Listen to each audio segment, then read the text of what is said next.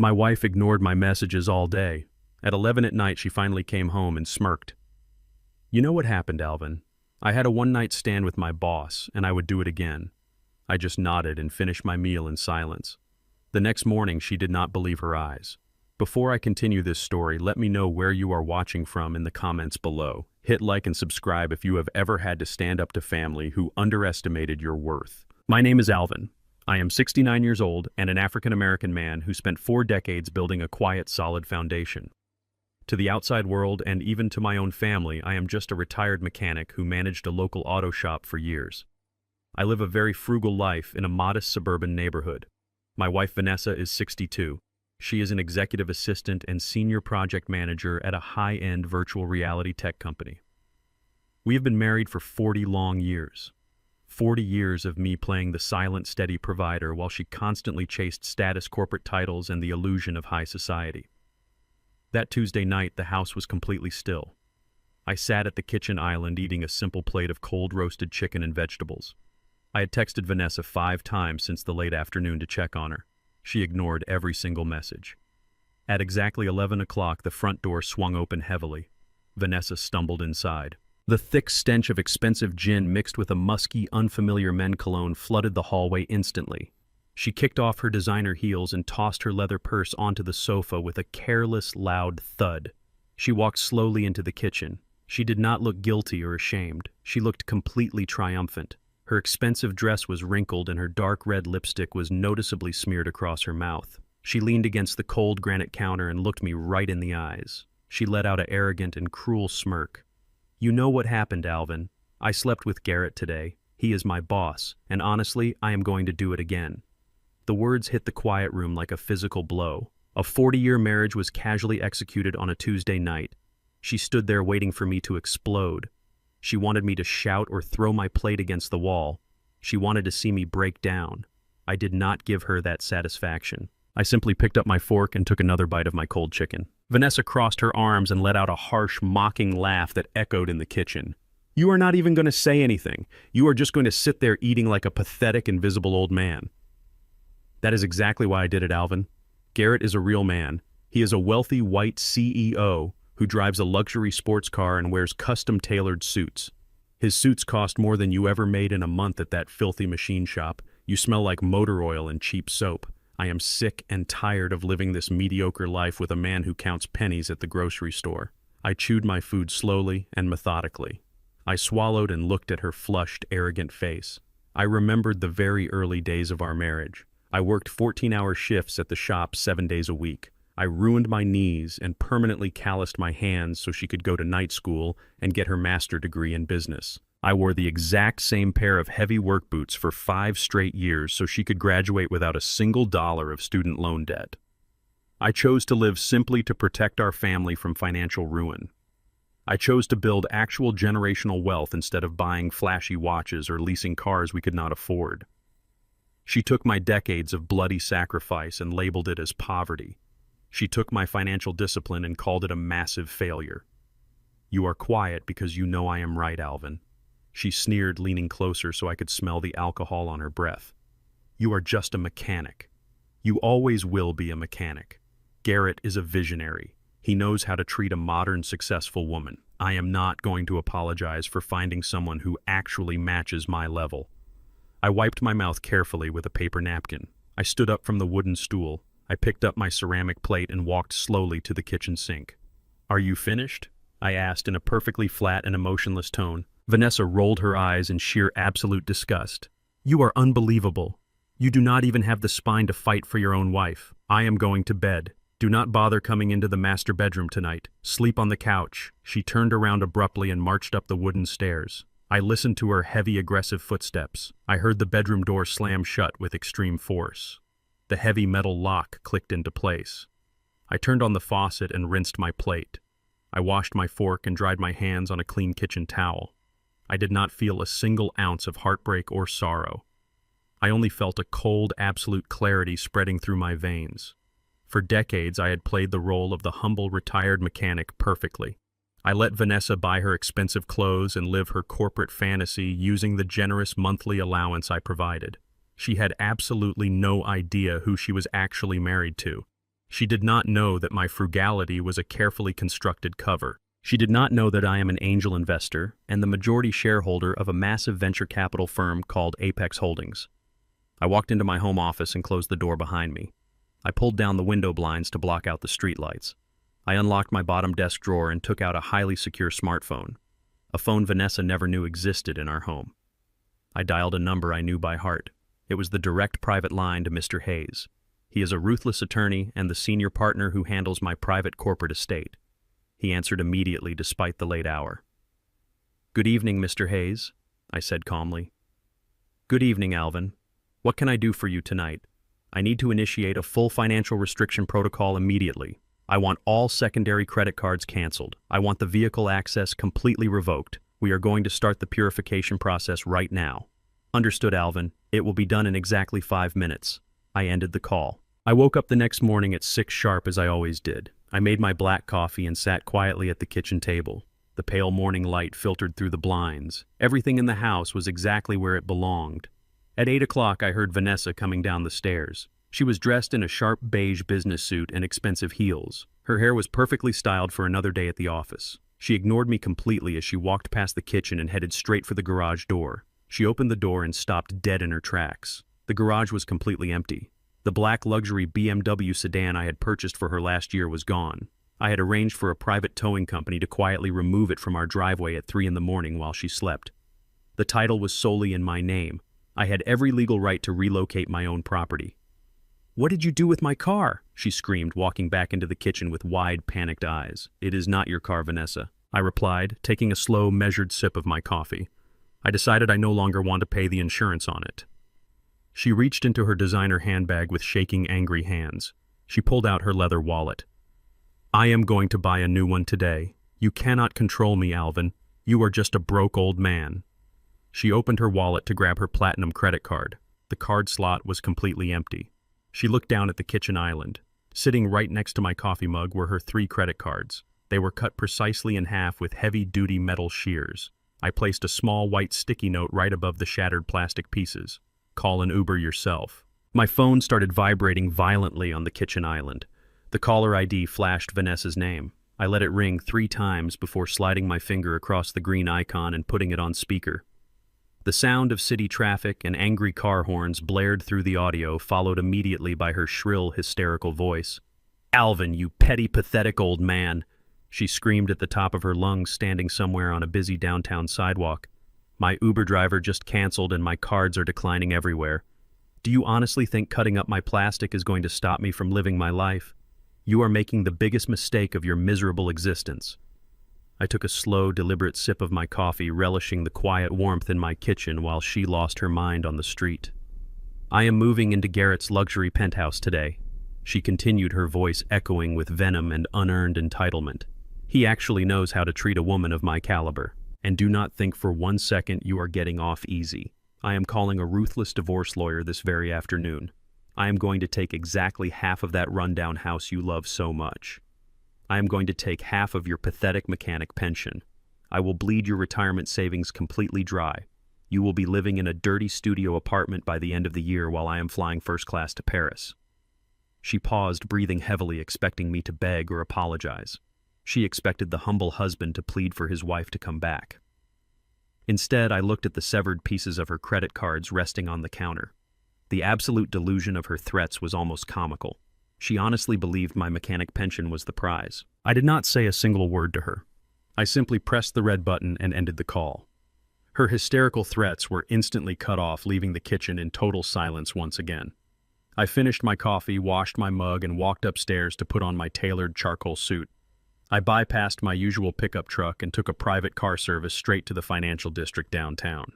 The towering glass and steel skyscrapers reflected the bright morning sun as I arrived. I walked into a highly secured high-rise building and took the private executive elevator directly to the top floor. The front desk receptionist stood up immediately as the doors opened. "Good morning, Mr. Chairman," she said with deep respect, bowing her head slightly. I nodded and walked straight through the heavy oak double doors into the executive suite. Mr. Hayes was already waiting for me at the expansive mahogany conference table. He is a brilliant corporate attorney with a reputation for absolute ruthlessness in the boardroom. For 30 years, I had quietly built a massive empire from the ground up. I took the meager profits from my auto shop and heavily invested them during the tech booms and real estate crashes. I studied global markets while Vanessa slept. I built diversified portfolios while she bought designer handbags and expensive shoes. I am the anonymous founder and majority shareholder of Apex Holdings. It is one of the most aggressive and successful venture capital firms on the East Coast. We control billions in assets. We hold the financial leverage over dozens of mid-sized tech companies. I chose to remain entirely in the shadows, keeping my name off every public document. I wanted to protect my wealth from the exact type of shallow parasitic behavior Vanessa was displaying right now. She thought she was divorcing a broke mechanic. She had no idea she was declaring war on a financial titan. I sat down in the leather chair across from Mr. Hayes. He handed me a thick black folder with a serious expression. "I understand the purification process is officially underway, Alvin," Mr. Hayes stated calmly, adjusting his silver glasses. I opened the heavy folder. It contained the complete financial profiles of Garrett and his entire tech firm. "Yes," I replied, keeping my voice entirely devoid of emotion. "She made her choice last night. Now I am making mine. Show me exactly what Garrett owes us." Mr. Hayes slid a detailed financial spreadsheet across the polished wood table. "Garrett likes to project the image of a billionaire CEO," Mr. Hayes explained with a faint hint of absolute disgust. "But his company is drowning in massive liabilities. His entire lifestyle is heavily funded by corporate debt. He leases those expensive sports cars. He rents that luxury penthouse. 3 months ago, his company secured a $50 million bridge loan to keep their new virtual reality project afloat. And who holds the primary collateral on that specific commercial loan?" I asked, leaning forward and inspecting the highlighted red numbers on the page. "We do," Mr. Hayes replied smoothly. "Apex Holdings owns 80% of their debt structure through a quiet proxy firm. Garrett signed a highly aggressive contract to get that cash. If his company misses a single financial milestone, or if we detect any critical instability, we have the legal right to call in the entire loan immediately. He is essentially walking on a tight rope over a very deep canyon." I looked at the photograph of Garrett attached to the inside of the file. He was a smug-looking 55-year-old white man with perfectly bleached teeth and an expensive haircut. He thought he was entirely untouchable. He thought he could sleep with another man's wife simply because he handed her a paycheck and bought her a few expensive dinners. He believed his corporate title made him a god among men. "Initiate a complete credit squeeze," I instructed, staring coldly at Garrett's arrogant face. "Freeze any additional funding for his company immediately. Trigger a sudden audit on their quarterly projections. I want the financial pressure applied so tightly that he cannot even breathe without asking our permission. Do not call in the loan just yet. Let the anxiety build. I want him to panic first. Consider it done, Alvin," Mr. Hayes said, closing the folder with a sharp snap. "By tomorrow morning, his accounting department will be in complete chaos." I returned to my quiet house that evening. The silence in the hallway was absolute. There were no loud footsteps or constant complaints about the room temperature. I was sitting in my armchair reading a complex financial report when my cell phone rang. It was Dominic, my 38-year-old son. I answered the call, hoping for a brief moment that my own flesh and blood was calling to check on his father after his mother packed her bags and left. I was entirely wrong. "Dad, you need to fix this mess immediately," Dominic demanded. His voice was completely devoid of warmth or concern. It was sharp and full of greedy entitlement. "Mom called me crying today. She said you cut off her credit cards and stole her car. What is wrong with you?" I took a deep, steady breath. "She cheated on me, Dominic. She proudly admitted to sleeping with her boss." I stated the raw fact, expecting some level of shock or defense from my son. Instead, Dominic let out a loud, exasperated sigh. "Dad, you are overreacting. Garrett is a very powerful man. He is a visionary in the tech industry. In fact, Mom talked to him about me today. Garrett just promised to make me the new vice president of regional sales at his company. Do you understand how much money that actually is? I finally have a real shot at the top. You need to swallow your stubborn old pride. Call Mom right now and apologize to her. Do not ruin my future because of your fragile ego." I sat perfectly still in the dimly lit living room. My own son was demanding I apologize to my cheating wife so he could secure a corporate title from the man who destroyed our family. I did not yell. I did not curse. I just ended the call. The next morning brought no peace. The heavy oak front door was shoved open with zero warning. My daughter Jasmine and her husband Bradley marched right into my kitchen as if they owned the very floorboards they walked on. Jasmine is 34 years old. She wore a sharp designer outfit that cost more than my first car. Her husband Bradley is a 36-year-old white man who fancies himself a tech entrepreneur. He wore a ridiculously overpriced vest over a casual shirt projecting the tired image of a successful startup founder. The truth is, he has never built a single profitable thing in his entire life. He survives entirely on the financial safety nets of other people. Bradley did not even bother to greet me. He slammed a thick stack of legal documents directly onto my kitchen table right next to my morning tea. "You need to sign these right now, Alvin," Bradley commanded with an unbearable level of unearned authority. He tapped his finger aggressively against the signature line. "It is a home equity line of credit. We are putting this house up as collateral. I finally secured a major investor for my new app development company. Garrett reviewed my business plan yesterday. He absolutely loved it. Garrett promised to inject $200,000 into my startup, but only on the strict condition that I match his initial investment. I need you to sign over the equity in this house today so the bank can release the matching funds." I stared at the dense stack of banking papers. My own daughter and her freeloading husband had barged into my home to demand I mortgage the roof over my head. They wanted me to leverage my completely paid-off house to fund a fake business venture backed by the very man who was currently sleeping with my wife. I did not reach for the pen. I just looked up at Bradley. He crossed his arms and let out a heavy, condescending sigh. "Look, Alvin, I know you do not understand high-level economics," Bradley said, shaking his head as if he were speaking to a slow child. "You are just a retired mechanic. You spent your whole life fixing broken engines and trading hours for hourly wages. That is a poor man mindset. This is how real wealth is generated. You leverage dead assets like this old house to create liquid capital. You have to take massive risks to sit at the big table. Garrett understands this perfectly. That is why Garrett is a millionaire and you are sitting here drinking cheap tea." Jasmine stepped forward and placed her hands on her hips. Her face was contorted with absolute disgust. "Do not be a stubborn and selfish old man, Dad." Jasmine snapped, her voice sharp and vicious. "Mom was entirely right about you. You are completely holding this family back. You have absolutely no ambition. Garrett is generous and knows how to actually live life to the fullest. You just want us to stay trapped in your pathetic, small-minded poverty. Stop standing in the way of our success and just sign the damn papers." I kept my face entirely blank. I looked at my daughter, my own flesh and blood. I looked at the expensive leather handbag hanging over her shoulder. I remembered a very different version of Jasmine from exactly 10 years ago. She had sat in this exact same kitchen crying her eyes out. She had just graduated with a completely useless degree and carried $90,000 in high-interest student loan debt. She was terrified her life was ruined before it even began. I did not give her a lecture on economics. I simply took the heavy grease-stained checkbook from my auto shop and wrote a single check to clear every last cent of her debt. I wiped out her entire financial burden so she could walk into her adult life completely free. I traded years of my own physical labor to buy her freedom. Now she stood in my kitchen wearing clothes I essentially paid for, calling me a pathetic poor man who lacked ambition. She was ready to throw me out onto the street to please a mother who abandoned our family and a white CEO who viewed us all as disposable trash. I finally moved my hand toward the stack of legal documents. Bradley smiled a smug, arrogant smile, thinking he had won. He thought the quiet old mechanic had finally submitted to his superior intellect. Instead of picking up the pen, I placed my hand flat against the heavy stack of papers. I pushed them firmly across the smooth surface of the table. They slid over the edge and crashed onto the hardwood floor. Dozens of pages scattered everywhere in a messy white pile. "I am not signing anything," I stated with a cold, razor-sharp finality.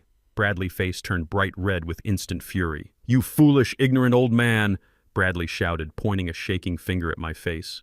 "You are going to die with absolutely nothing but a rusty toolbox. You just ruined my entire future." Jasmine let out a piercing scream of pure frustration. She kicked the scattered papers on the floor. "You are unbelievable," she yelled, her eyes blazing with raw hatred. "You are dead to me. Do you hear me? You are completely dead to me. I do not ever want to see your face again. Do not call me. Do not text me. You are no longer my father. You are just a miserable, broke old man dying in a pathetic, empty house." She grabbed Bradley by the arm and yanked him toward the hallway. Let us go, Bradley. He is not worth another second of our time. Garrett will find another way to help us. Garrett actually cares about our family. They stormed out of the kitchen. The heavy oak front door slammed shut with such extreme force that the windows rattled in their frames. The sudden silence in the house was incredibly peaceful. I did not shed a single tear for the daughter who had just disowned me. A diseased branch must be completely severed to save the rest of the tree. I calmly reached for the teapot and poured myself a fresh, steaming cup of chamomile. I took a slow, satisfying sip. I reached into my pocket and pulled out my highly encrypted secure phone. I pressed the single speed dial button for Mr. Hayes. He answered on the first ring. "Good morning, Alvin," Mr. Hayes greeted in his usual crisp, professional tone. "Good morning, Mr. Hayes," I replied, setting my teacup down. My daughter and her husband just formally severed all ties with me. They demanded I mortgage my home to fund Bradley and his new startup venture. It seems Garrett promised to match his funding. Mr. Hayes let out a low, dark chuckle on the other end of the line. "How remarkably foolish of them," he noted smoothly. "What are your exact orders, Alvin?" I looked down at the scattered mortgage papers still resting on my hardwood floor. "Initiate the next phase of the purification protocol." I commanded, my voice echoing with absolute authority. "Block every single associated credit line connected to my daughter. Cancel any joint insurance policies I still underwrite for them. Furthermore, I want you to look into Bradley and his startup app company. I know for a fact he relies on a seed capital firm for his initial operating costs. Find out who controls that specific seed capital firm." Mr. Hayes typed rapidly on his keyboard. A few seconds later, he replied, "I am looking at his corporate filing right now, Alvin. His primary seed investor is a subsidiary shell company called Horizon Tech Ventures." "And who exactly owns Horizon Tech Ventures?" I asked, already knowing the precise answer. "We do, Alvin," Mr. Hayes stated with brutal clarity. "Apex Holdings acquired that specific shell company 3 years ago. We currently control 100% of his operating capital." "Perfect," I said, leaning back in my chair. "Pull the funding immediately. Liquidate our position in his startup. I want his business accounts completely frozen by noon today. Let him beg Garrett for cash when his own company collapses." "Understood, Alvin," Mr. Hayes replied. "Consider him completely erased from the board." I ended the call and finished my tea. They truly believed they had won. They were planning a massive celebration dinner tonight with Garrett and Vanessa. I fully intended to make an appearance at that dinner. I wanted to look them directly in the eyes right before their entire false reality crashed down around them. That evening, the city was alive with the buzzing energy of the wealthy and privileged. I took a private car service to the Obsidian Room. It is the most exclusive 5-star dining establishment in the entire financial district. Reservations take 6 months to secure, and the leather-bound menu does not list any prices. I walked through the heavy glass doors wearing my old charcoal suit. The host tried to stop me, but I simply bypassed his podium and walked straight into the main dining hall. I spotted them immediately in the VIP section. It was a private elevated booth bathed in soft golden light. The entire table was a disgusting portrait of betrayal. Vanessa sat right next to Garrett. She wore a brand new diamond necklace and held a crystal flute of expensive vintage champagne. Garrett sat at the head of the table like a victorious king holding court.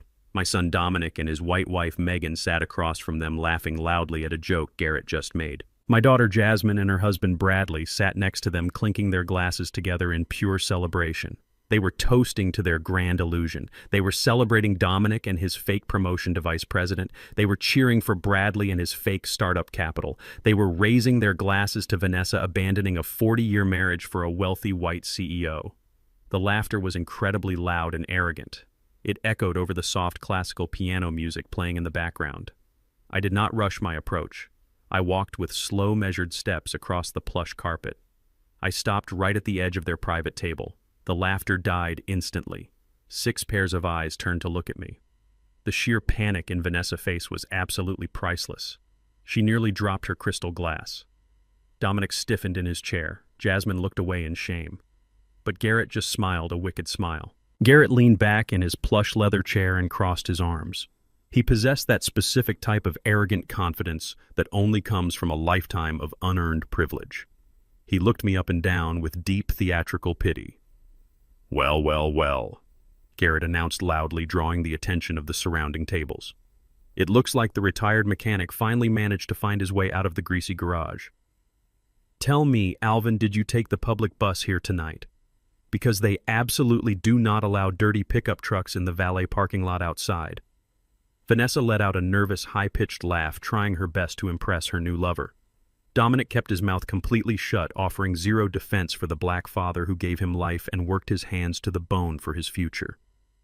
Garrett reached into his tailored suit jacket. He pulled out a thick leather money clip bulging with cash. He slid a crisp $100 bill from the stack and tossed it carelessly onto the pristine white tablecloth. The bill landed right in front of me. "Do us all a massive favor, Alvin." Garrett sneered, his blue eyes flashing with cruel amusement. "Take this $100. Go outside and flag down a cheap taxi. Have the driver take you directly to the nearest budget nursing home. You simply do not belong here. You are ruining our beautiful celebration dinner with your depressing presence." Before I could even respond to the CEO, Megan decided to join the public humiliation. My 35-year-old white daughter-in-law leaned forward and wrinkled her nose in extreme disgust. She looked at my simple gray suit as if it was covered in toxic waste. "Honestly, Alvin, you should definitely take his advice." Megan mocked, her voice dripping with high society venom. "That suit looks like you bought it from a discount thrift store 20 years ago. The lapels are completely frayed and the fabric is incredibly cheap. You are literally an embarrassment to this entire family. We are trying to enjoy a high-class lifestyle now. Garrett is showing us what real success and wealth actually looks like. You standing there in those scuffed shoes is just pathetic for everyone." Dominic nodded along with his wife, choosing a wealthy white stranger over his own flesh and blood. Jasmine and Bradley shared a cruel smirk. My entire family sat there eagerly tearing me down to elevate a man who viewed them all as useful, disposable idiots. They thought they had entirely defeated me. They thought throwing a single $100 bill at my feet was the ultimate display of absolute dominance. I did not flinch or break eye contact. I did not look down at the money resting on the white linen. I simply reached out and picked up a clean cloth napkin from the edge of the table. I wiped the corner of my mouth, slowly projecting absolute calm in the face of their chaotic disrespect. I placed the napkin gently over the $100 bill, completely hiding it from view. I shifted my gaze directly onto Garrett. I locked eyes with him. I did not raise my voice or shout. I spoke with a quiet, icy precision that instantly drained the smug, arrogant energy from his face. "Keep your loose change, Garrett," I stated, my voice cutting through the ambient noise of the upscale restaurant like a sharp steel blade. "You are going to desperately need every single penny you can find to pay your bankruptcy lawyers. You sit here celebrating with a stolen wife and a table full of greedy parasites. You truly think you hold all the leverage in this dynamic. You think your corporate title makes you invincible against a man like me." I leaned slightly forward, planting both hands firmly on the edge of the heavy mahogany table. Garrett's smile faltered slightly. His right eye twitched. "Record this exact moment in your memory, Garrett." I commanded, my tone absolutely chilling and resolute. "Memorize the sweet taste of that expensive champagne. Look closely at the luxurious walls of this fine restaurant. I want you to remember this meal for the rest of your miserable life, because this is officially the most expensive dinner you will ever eat. You just bought your own total destruction." I stood up straight, adjusting my frayed suit jacket. I did not look at Vanessa or my treacherous children again. I turned my back on them and walked out of the restaurant with unbroken dignity, leaving them sitting in a sudden heavy silence. The sunrise the next morning brought absolute financial devastation. At exactly 9:30 in the morning, the stock market officially opened for trading. Garrett was sitting in his luxury penthouse drinking imported espresso when his personal cell phone started ringing uncontrollably. It was his chief financial officer. The man on the other end of the line was screaming in total unprecedented panic. Garrett grabbed his remote and turned on his massive flat-screen television to the global financial news network. A bright red breaking news banner scrolled rapidly across the bottom of the screen. His tech company was in a total freefall. Overnight, an anonymous heavyweight investment fund had aggressively dumped millions of shares onto the open market. The sudden massive sell-off triggered algorithmic panic across the entire trading floor. By 9:45, his company's stock had evaporated by a staggering 30%. Millions of dollars in corporate valuation vanished into thin air in less than 15 minutes. The brutal downward market movement instantly triggered the default clauses in his massive commercial loans. Margin calls were automatically activated by his lenders. Garrett dropped his espresso cup onto his expensive hardwood floor. It shattered into dozens of jagged pieces. The firm that dumped the shares was an untraceable proxy operating directly under Apex Holdings. I sat in my quiet suburban kitchen sipping my simple chamomile tea, watching the exact same financial news broadcast. I watched the red arrows point downward, indicating his catastrophic ruin. Garrett thought he was an untouchable titan of industry. He woke up to discover he was nothing but a helpless pawn on my chessboard. His fake empire was rapidly burning to the ground, and he had absolutely no idea that the retired mechanic he insulted was the one holding the match. The catastrophic financial collapse of Garrett and his tech company sent massive shockwaves through his pristine luxury penthouse. I knew exactly what was happening inside those expensive walls, even though I was miles away sitting in my quiet kitchen. Garrett was furiously pacing across his imported Italian rugs, screaming obscenities into his phone at his terrified board of directors. His carefully manicured image of a genius white CEO was completely fracturing under the immense crushing weight of impending bankruptcy. He was facing total ruin, and he needed someone to blame.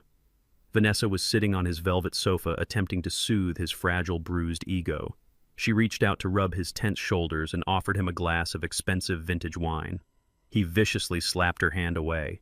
He yelled with pure venom that he did not have the time or the patience for her useless coddling when his entire empire was actively burning to the ground. He screamed that her distracting presence was the root cause of his sudden string of terrible financial luck. Instead of realizing she had foolishly abandoned a solid 40-year marriage for a volatile and cruel narcissist, Vanessa began to panic. She believed she simply needed to secure her position as his permanent partner before the extreme stress drove him away completely. She desperately needed to lock down the wealthy executive with a marriage certificate to guarantee her lavish future. Less than 2 hours after the stock market opened, my secure phone vibrated on my kitchen table. It was Vanessa. I answered the call with a flat and silent breath. "Alvin, you need to sign the divorce papers today." She demanded, her voice tight with frantic, aggressive urgency. "I am not going to drag this miserable process out in family court for months. I have already contacted a high-power attorney. You will sign an expedited mutual separation agreement so we can be entirely done with each other. I am moving on to a much higher level of life, and I refuse to let your pathetic poor existence hold me back for another minute." I took a slow, calm sip of my herbal tea. I did not argue or raise my voice in response to her aggressive demands. I simply told her that if she wanted an immediate and uncontested divorce, she would have to meet me at my legal representative office downtown at exactly 2 o'clock this afternoon. She let out a scoff of pure, unadulterated condescension. "Your legal representative," she mocked loudly over the phone line. "What kind of cheap strip mall lawyer did you manage to hire with your meager mechanic pension, Alvin? Do not embarrass yourself any further. Just text me the address and I will bring a real corporate attorney to explain the big complex words to you." I gave her the address of the towering skyscraper in the financial district and promptly ended the call. At precisely 2 o'clock, I sat in the expansive glass-walled conference room of Mr. Hayes' private legal firm. The sweeping panoramic views of the city skyline stretched out directly behind me. I wore my simple, faded charcoal suit, projecting the exact image of the defeated old man she fully expected to see. The heavy oak doors swung open. Vanessa marched in wearing a sharp crimson business dress that screamed of false authority. She was closely followed by a slick-looking white lawyer in a custom-tailored pinstripe suit. He carried a sleek leather briefcase and looked around the luxurious boardroom with a deep sense of absolute confusion. He clearly wondered how a retired African-American auto mechanic had secured a meeting room in one of the most elite and expensive corporate law firms on the entire East Coast. Vanessa did not even bother to sit down in the leather chairs. She stood at the edge of the polished mahogany table and crossed her arms over her chest. "Let us get this over with quickly, Alvin," she commanded, looking at me as if I were a dirty stain on the pristine carpet. "My attorney has drafted a standard dissolution of marriage. You get to keep your rundown little house and your tiny mechanic pension. I am keeping all my expensive jewelry, my personal savings accounts, and every single asset I accumulated while working at the tech firm. You are entirely cut off from my corporate success." Her lawyer puffed out his chest and snapped open his briefcase. Mr. Hayes sat calmly next to me with his hands folded neatly on the table.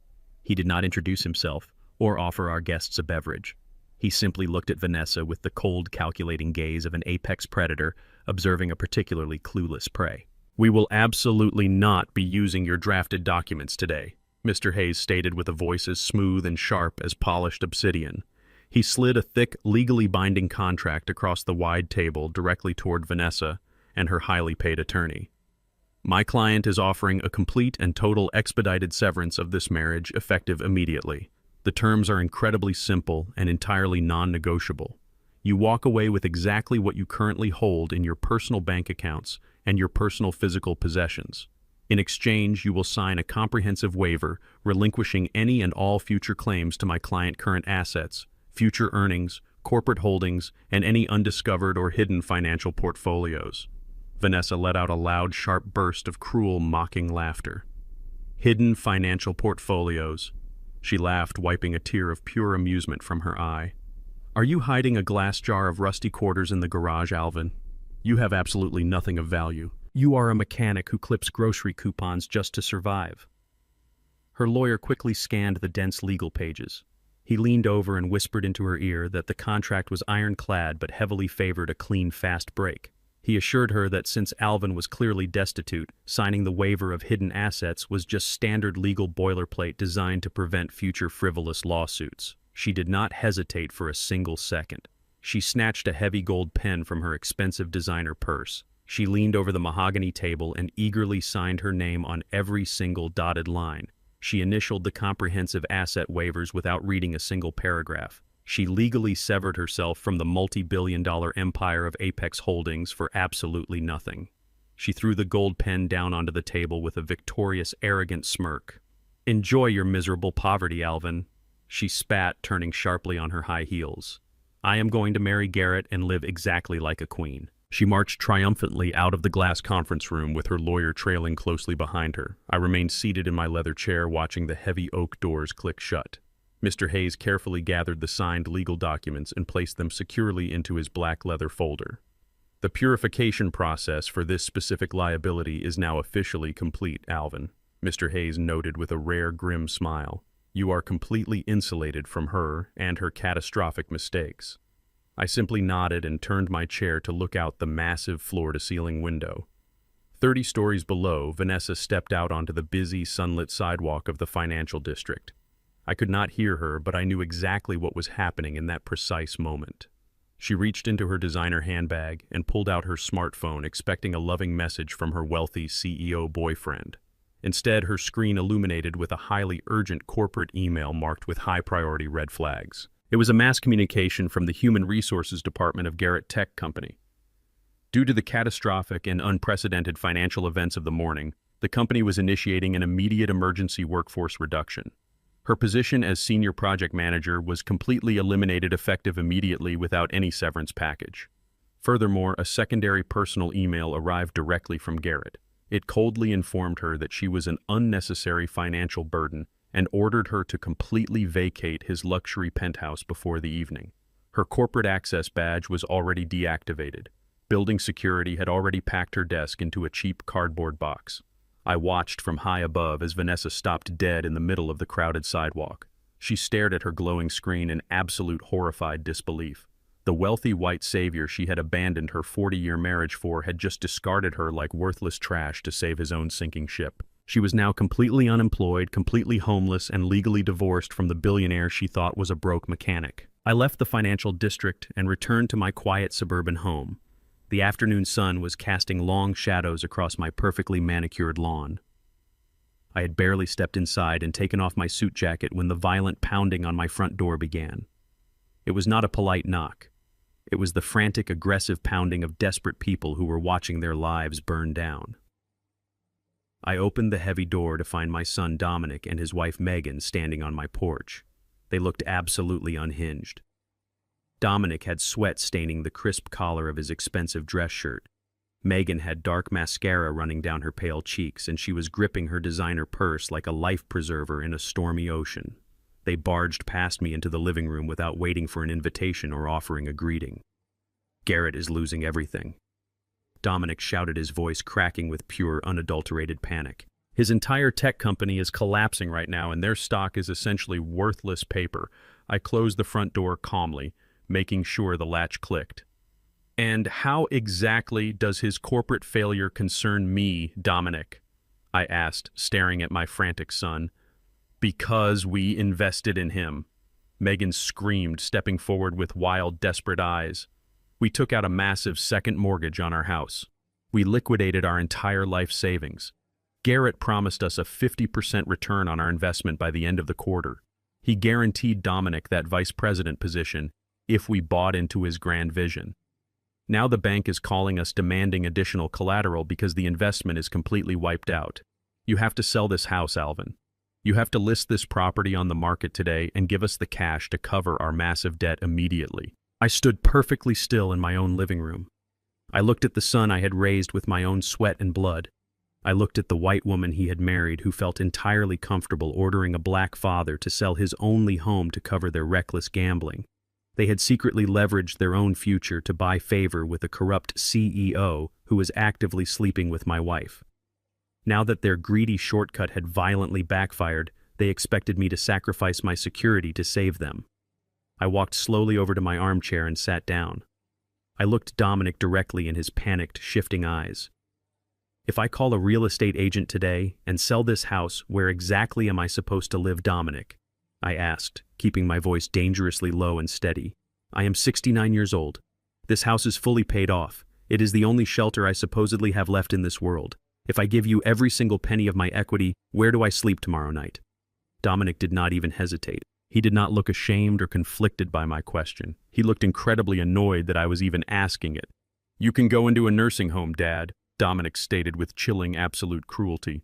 Garrett told me about a budget state-run facility on the south side of the city. It is very cheap. Your little mechanic pension will easily cover a shared room there. You are old and you do not need a whole house to yourself anyway. Megan nodded in aggressive agreement, crossing her arms tightly across her chest. Dominic is completely right, Alvin. You are being incredibly selfish right now. We are a young couple with a whole life ahead of us. We need to maintain our high-class lifestyle in our neighborhood. You have already lived your life. You just sit around drinking tea and clipping coupons. You do not need a paid-off house. You need to do your duty as a father and bail us out of this financial nightmare immediately. I stared at the two of them, processing the sheer magnitude of their betrayal. They were demanding I move into a miserable, underfunded state facility so they could continue driving leased luxury cars and attending fancy dinner parties. They were fully prepared to discard me like useless garbage. I reached deep into my pocket and pressed the physical button on my secure smartphone. I activated the high-definition audio recording application without taking it out of my jacket. I wanted their vile, demanding voices permanently captured on a digital file. I wanted absolute proof of their pure, unadulterated greed stored forever. I stood up from my armchair. I walked over to the heavy oak front door and twisted the deadbolt, locking it firmly with a loud, metallic click. I turned around to face my son and his wife. My posture was completely rigid. My expression was carved from solid ice. I am not selling my house, I stated with absolute finality. I am not giving you a single dollar. You made a foolish, greedy investment with a corrupt man. You chased fake corporate titles and fake wealth. You will face the catastrophic consequences of your own reckless decisions entirely alone. Do not ever ask me for money again. Dominic's face turned a violent shade of purple. The veins in his neck bulged with raw, explosive anger. He realized the obedient, quiet father he always manipulated was completely gone. You useless, stubborn old man. Dominic roared, his voice echoing off the living room walls. He marched over to my wooden fireplace mantel. He grabbed my heavy glass and brass retirement trophy. It was a beautiful commemorative award from the local auto shop honoring my 40 years of dedicated service. Dominic raised it high above his head and hurled it directly onto the brick hearth. The thick glass shattered into hundreds of sharp, jagged pieces. The heavy brass base clattered loudly across the floor. You are completely dead to me, Dominic screamed, pointing a shaking finger at my face. I hope you rot in this pathetic, empty house alone. He grabbed Megan by her arm. He unlocked the front door and they stormed out, kicking pieces of broken glass out of their way. I did not flinch when the front door slammed shut. I calmly looked down at the shattered remains of my retirement trophy covering the brick hearth. I walked back to my armchair and picked up my secure phone. I stopped the audio recording and saved the file directly to my highly encrypted private cloud server. Then I opened my secure banking application. 10 years ago, when Dominic and Megan first got married, they could not qualify for a traditional mortgage on their expensive suburban home. Their credit scores were terrible, and their debt-to-income ratio was entirely unacceptable. I had quietly stepped in and signed the complex banking paperwork as their primary financial guarantor. My pristine credit and massive hidden assets were the only reasons they had a roof over their heads. I dialed the direct line to my personal executive banker. "Good afternoon, Alvin." The banker answered respectfully. "How can I assist you today?" "I need to formally revoke my status as the primary financial guarantor on the mortgage for my son Dominic." I instructed, my voice devoid of any hesitation or pity. "I am withdrawing my collateral backing immediately. Initiate the legal process now." The banker typed rapidly on his keyboard. "Alvin, if I remove your backing, their interest rate will instantly skyrocket and the bank will demand immediate full repayment of the loan balance due to their recent high-risk second mortgage." "Trigger the default," I commanded coldly.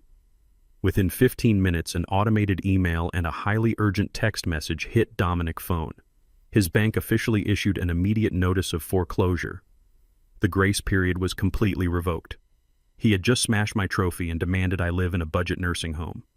Now he had exactly 30 days to pack his bags and vacate his own house before the bank seized it entirely. The financial slaughter I orchestrated from my quiet living room manifested with brutal velocity inside the city's most exclusive penthouse. By late afternoon, the massive glass doors of Garrett corporate headquarters were chained shut by federal bankruptcy receivers. The margin calls had completely drained his liquid capital. He was not just broke, he was buried under a mountain of catastrophic corporate debt. I knew the exact timeline of his destruction because Mr. Hayes monitored every single legal filing in real time. Inside his sprawling luxury apartment, Garrett was rapidly losing his mind. The carefully crafted persona of the untouchable white tech visionary shattered into a million pathetic pieces. He paced across his imported marble floors, ripping his custom-tailored tie from his neck. Vanessa sat frozen on the velvet sofa, wearing the same expensive crimson dress she wore to our divorce mediation. She foolishly believed she could calm him down. She stepped forward and tried to place a reassuring hand on his chest, murmuring empty promises about starting over together. Garrett violently shoved her away with such force that she stumbled backward. He looked at her with a gaze of pure, unfiltered hatred. "You are nothing but a curse, Vanessa." Garrett roared, his voice echoing off the high ceilings. "The exact moment you brought your pathetic family drama into my life, my entire empire collapsed. You are a completely useless financial anchor." He stormed into the master bedroom and began wildly throwing her expensive clothes and designer shoes into her luxury suitcases. He dragged her heavy luggage to the front door and threw it directly into the hallway. "Get out of my penthouse and never contact me again," he screamed, slamming the heavy door right in her stunned face. Vanessa stood perfectly still in the sterile hallway of the luxury residential building. The heavy thud of the door closing behind her sounded like a judge bringing down a final gavel. She stared at the polished wood surface, unable to comprehend how rapidly her grand delusion had evaporated. Just 24 hours ago, she proudly walked out of a high-powered law firm believing she had successfully discarded a broke mechanic to marry a billionaire. Now she was violently discarded by the very man she had sacrificed her 40-year marriage to impress. She slowly bent down and grabbed the handles of her heavy designer luggage. She dragged her bags into the elevator and descended to the street level. She stepped out onto the cold concrete sidewalk of the financial district. The late afternoon wind was sharp and unforgiving. Business professionals in tailored suits walked right past her, completely ignoring the older woman standing helpless on the curb. She shivered in her thin crimson dress. The biting cold immediately forced her mind to replay memories she had spent months trying to suppress. She remembered the warm, comfortable house she had viciously mocked. She remembered the hot meals I always had waiting for her on the kitchen island when she came home from work. I had spent 4 decades making sure she never felt the harsh sting of the outside world. I had provided a quiet, unbreakable shield around her life. She had mistaken my absolute stability for mediocrity. She had traded a devoted husband who built a fortress to protect her for a chaotic narcissist who threw her out on the street the second his bank accounts dried up. Panic finally gripped her chest. Her credit cards were still lying in severed plastic pieces on my kitchen counter. Her bank accounts were frozen. She pulled her cell phone from her purse with shaking fingers. She desperately dialed the number of our daughter Jasmine. She prayed her daughter would answer and offer her a warm place to sleep. The phone rang endlessly. It went straight to voicemail. She dialed again and again. Every single call was entirely ignored. Vanessa stood alone on the freezing sidewalk, realizing she was completely homeless. Jasmine was not ignoring her mother out of spite. She was simply ignoring her phone because her own fake lifestyle was violently imploding inside her leased suburban townhouse. She stood in her expensive living room watching her white husband Bradley frantically shove his designer clothes and expensive electronics into a large canvas duffel bag. Bradley was sweating profusely. His eyes darted around the room in sheer panic. Just an hour ago, he received a devastating email from Horizon Tech Ventures. The seed capital firm had completely withdrawn all funding for his startup application. His business accounts were instantly locked. He was entirely ruined. "What are you doing, Bradley?" Jasmine screamed, her voice cracking with pure terror. "You cannot just pack up and leave. We have a massive mortgage payment due tomorrow. Garrett promised to match your funding. We just need to call Garrett." Bradley zipped his duffel bag shut with a sharp, aggressive tug. He turned to face my daughter, dropping the supportive entrepreneurial husband act completely. "Garrett is totally bankrupt, Jasmine," Bradley shouted, his face flushed with cowardly rage. "His company is gone. My investors pulled out, and your stubborn father refused to mortgage his house to save us. You are completely useless to me now. I only married you because I thought your family had hidden assets, or at least a wealthy corporate connection through your mother. Now you have absolutely nothing." He walked over to the digital safe hidden behind a painting on the wall. He punched in the code and grabbed the last $10,000 in emergency cash they had hidden away. He shoved the thick stacks of bills into his jacket pocket. Jasmine lunged forward to stop him, but he easily pushed her aside. "You are a spoiled, entitled brat, Jasmine," Bradley sneered, walking straight toward the front door. "Good luck paying for all this fake luxury." He walked out the door, leaving his wife behind without a second glance. The front door slammed shut behind Bradley, finalizing his cowardly escape. Jasmine collapsed onto her expensive imported rug. She buried her face in her hands and let out a loud, gut-wrenching sob. The grand illusion of her perfectly curated life was completely shattered. She had spent years posting photos of her high-class lifestyle on social media, bragging about her brilliant tech founder husband. She had aggressively mocked my simple mechanic clothes and called me a pathetic old man holding her back. Now the husband she paraded around like a trophy had stolen her last dollar and abandoned her the exact second the free money stopped flowing. She looked around the expansive living room. Every single piece of furniture was financed on credit. The luxury cars in the driveway were heavily leased. She had built a towering castle entirely out of debt and arrogance. She reached for her phone, seeing the multiple missed calls from her mother. She could not bring herself to answer. She had nothing left to offer anyone. As she sat on the floor, drowning in her own self-inflicted misery, a dark shadow fell over the frosted glass of her front door. The brass mail slot clicked open with a sharp, metallic snap. A thick, heavy envelope was shoved forcefully through the opening. It landed on the hardwood floor right in front of her trembling knees. The envelope bore the bright red stamp of a premier debt collection agency. It was a final notice of default on her massive platinum credit card balances. The exact cards she used to fund her lavish dinners and designer clothes. She stared at the terrifying red letters. She realized she had viciously burned the only bridge that could have ever saved her. She was entirely trapped in a cage of her own making. Vanessa had spent exactly 3 agonizing nights sleeping in a damp budget motel on the outskirts of the city. Her designer luggage was crammed into a room that smelled of stale cigarette smoke and bleach. The reality of her total abandonment by Garrett had finally settled into her bones, but it did not make her humble. It only made her incredibly desperate. She realized that she had hastily signed away her rights to any of my hidden financial portfolios, but she firmly believed that my physical house and my mechanic pension were still viable targets. She managed to secure a sleazy contingency lawyer who specialized in aggressive family law disputes. She filed an emergency petition in the city family court.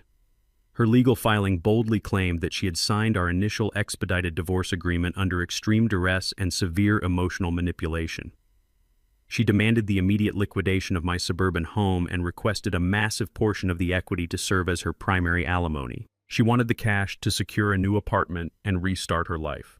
She was attempting to use the legal system to forcefully extract the very last drop of blood from the man she had viciously betrayed. I received the court summons on a quiet Thursday morning. I did not feel any anxiety or fear. I simply handed the documents over to Mr. Hayes.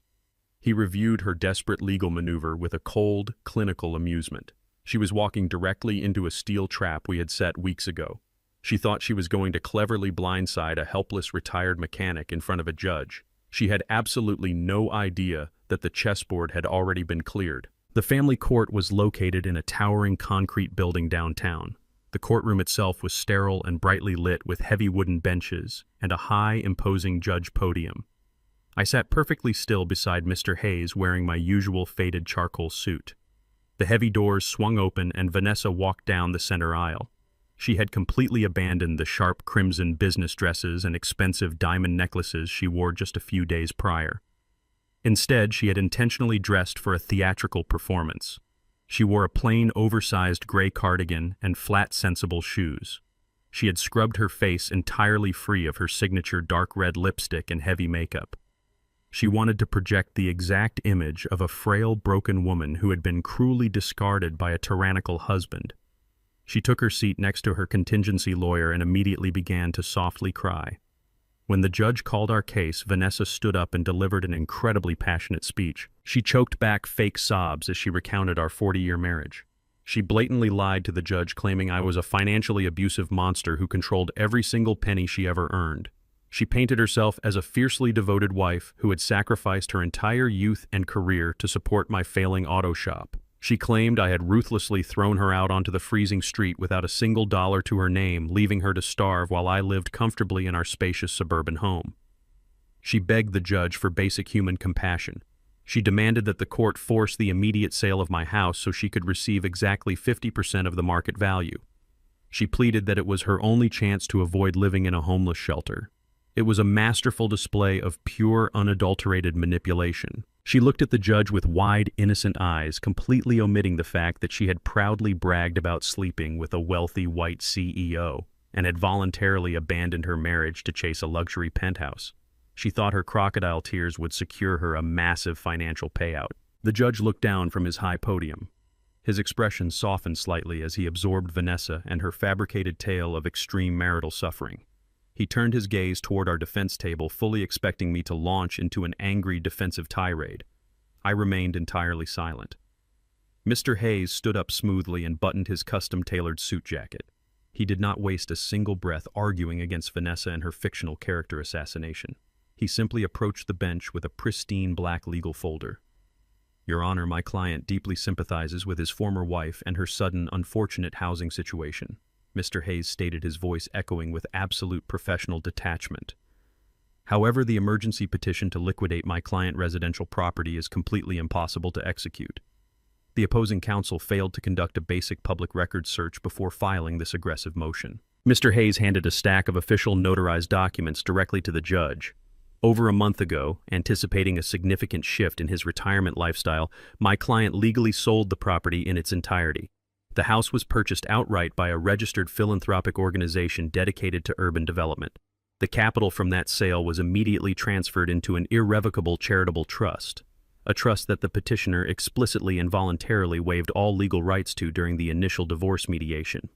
The judge adjusted his reading glasses and scrutinized the heavy stack of property deeds and bank transfer confirmations. Mr. Hayes turned slightly to look at Vanessa and her increasingly pale attorney. My client does not own a single piece of real estate, Your Honor, Mr. Hayes concluded with a sharp clinical finality. He currently resides in that suburban home strictly on a month-to-month lease as a standard tenant. There is absolutely zero equity to divide. There is no house to sell. There is no money to extract. The heavy silence that fell over the courtroom was absolutely deafening. The judge closely reviewed the irrevocable trust documents and the signed property deeds. They were completely ironclad and legally flawless. The judge looked over his glasses at Vanessa and her contingency lawyer with a stern, displeased glare. He slammed his wooden gavel down onto the sounding block. This emergency petition is entirely baseless and legally impossible to execute, the judge declared loudly. The motion is dismissed with prejudice. Vanessa contingency lawyer instantly realized he was never going to see a single penny from this case. He angrily shoved his legal pads into his cheap briefcase and stormed out of the courtroom without saying a single word to his client. Vanessa was left completely alone standing before the judge. The realization of her absolute ruin crashed down upon her like a collapsing concrete wall. She had no billionaire boyfriend. She had no corporate job. She had no luxury penthouse. And now she knew with terrifying certainty that she had no house and no alimony to fall back on. Her knees buckled beneath her. She collapsed directly onto the hard linoleum floor of the courtroom aisle. She let out a raw, guttural sound of pure, unadulterated despair. She was completely destitute and utterly defeated. I stood up from my chair and adjusted my frayed charcoal suit. Mr. Hayes gathered our documents and placed them neatly into his briefcase. I walked calmly down the center aisle of the courtroom. Vanessa was crumpled on the floor, weeping hysterically with her hands covering her face. I did not stop to gloat. I did not offer her a single word of pity or anger. I did not even turn my head to look at her. I simply stepped around her shaking form and walked out the heavy wooden doors, leaving her entirely to the consequences of her own boundless greed. The brutal aftermath of the courtroom victory was quickly overshadowed by the absolute corporate slaughter happening across the city. Garrett was completely stripped of his untouchable executive armor. His sprawling luxury penthouse was swiftly seized by the bank after he missed consecutive emergency payments. He was currently operating out of a cheap rented office space on the edge of the industrial district, equipped with nothing but a folding table and a single prepaid burner phone. The aggressive corporate creditors were relentlessly hunting him down, demanding immediate restitution for the millions of dollars he had foolishly squandered on his lavish lifestyle and his failed virtual reality tech projects. Every single one of his wealthy high society friends had completely abandoned him. His leased sports cars were repossessed in the middle of the night. He had absolutely nowhere left to hide and no one left to manipulate. In a final act of pure, unfiltered desperation, Garrett reached out to the very entity that had orchestrated his total financial ruin. He aggressively emailed and called the executive assistants at Apex Holdings, begging and pleading for a face-to-face meeting with their anonymous chief executive officer. He foolishly believed he could still utilize his famous corporate charm to negotiate a massive debt restructuring plan. He genuinely thought he could convince the mysterious billionaire to throw him a financial lifeline and save his severely tarnished reputation. After 3 days of pathetic groveling, Mr. Hayes officially approved his request. Garrett was granted exactly 15 minutes to plead his case at the Apex Holdings corporate headquarters. He spent his very last remaining dollars having his only surviving designer suit professionally dry cleaned. He wanted to project the confident image of a temporarily defeated but brilliant visionary who just needed a second chance. He had absolutely no idea he was walking directly into a meticulously designed execution chamber. Garrett arrived at the towering glass and steel skyscraper 20 minutes early. He nervously paced the pristine marble lobby, gripping his scuffed leather briefcase with extremely sweaty palms. When the armed security detail finally escorted him into the private executive elevator, his breathing became noticeably shallow and rapid. The elevator doors slid open on the highest floor, revealing an expansive penthouse boardroom bathed in bright natural sunlight. The floors were polished dark obsidian, and the walls were constructed entirely of soundproof glass, offering a dominating panoramic view of the entire financial district. Garrett walked into the massive room, trying desperately to mask his overwhelming anxiety and project authority. At the far end of the sprawling mahogany conference table sat a massive, high-backed black leather chair. The chair was turned completely away from him, facing the sweeping city skyline. Garrett cleared his throat nervously and approached the heavy wooden table, attempting to stand tall and project his former CEO arrogance. He clicked open his briefcase and eagerly laid out his desperate restructuring proposals. "Thank you for seeing me today."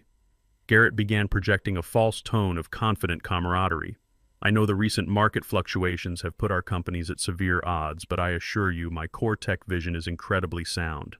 I just need a temporary grace period to reorganize my liquid assets and we can both walk away highly profitable." The high-backed leather chair did not respond immediately. The silence in the massive room was heavy and suffocating. Then the chair slowly and deliberately swiveled around to face the table. I did not wear my faded charcoal mechanic suit today. I wore a custom-tailored midnight blue Brioni suit that fit my frame with absolute terrifying perfection. I sat with my hands steepled, resting them firmly on the polished wood. My eyes were locked directly onto his face, radiating a cold, suffocating, killing intent. I watched as the blood instantly drained from Garrett's face, leaving him as pale as a ghost. His jaw dropped open, but no sound came out. The confident tech visionary completely malfunctioned. Garrett stumbled backward, his expensive leather shoes squeaking awkwardly against the polished obsidian floor. He blinked rapidly, shaking his head in absolute frantic denial. He looked around the empty boardroom, expecting to see a security guard or the real billionaire CEO stepping out from a hidden door. "What is this?" Garrett stammered, his voice cracking into a high-pitched, pathetic whine. What are you doing sitting in that chair, Alvin? Did you get a job cleaning the executive suites after your wife left you? This is highly restricted property. Where is the chairman of Apex Holdings? I did not raise my voice or break my lethal, unblinking gaze. I am Apex Holdings Garrett, I stated with a voice that echoed with the heavy, crushing weight of an absolute monopoly. I am the sole architect of your complete financial destruction. I bought your toxic debt. I crashed your inflated stock. I ordered the total liquidation of your fake corporate empire. The color did not return to his face. His knees visibly buckled under the crushing realization that the retired African-American mechanic he had publicly humiliated was the anonymous titan who owned his entire miserable existence. He realized his filthy affair with Vanessa was the exact catalyst that triggered his catastrophic and permanent ruin. He had brought a biblical financial plague down upon his own head for a meaningless office romance. I reached deep into the inner pocket of my tailored suit jacket. I pulled out a single crisp $100 bill. It was the exact same bill he had arrogantly tossed at my feet inside the five-star restaurant just a few weeks ago. I placed my index finger firmly on the center of the bill and slid it slowly across the wide mahogany table. It stopped right at the edge, directly in front of his shaking hands. I looked at his terrified, pathetic eyes with absolute disgust. "Keep the change, Garrett," I commanded, my tone dripping with pure glacial disdain. "I am formally purchasing the entirety of your remaining corporate assets, your intellectual property, and your entire personal career for exactly $1 single. You will sign the bankruptcy forfeiture agreements waiting in that black folder right now. If you refuse my generous offer, I will unleash my massive legal team to pursue you for criminal corporate fraud, and you will spend the next decade rotting in a federal prison cell. You are completely finished." Garrett stared blankly at the $100 bill and then at the dense legal contracts resting beside it. He let out a ragged, desperate sob. He fell to his knees right there on the polished floor, begging and pleading for mercy. He cried that he was completely ruined and had absolutely nothing left to his name. He swore he would do anything to make it right. I did not feel a single ounce of pity for the arrogant parasite begging and weeping at my expensive shoes. I pressed a small silver security button hidden beneath the mahogany table. The heavy oak doors swung open immediately. Two massive corporate security guards in dark suits stepped into the boardroom. They did not wait for Garrett to stand up or compose himself. They grabbed him violently by his armpits, lifting his shaking body completely off the floor. His briefcase spilled open, scattering his useless restructuring plans across the carpet.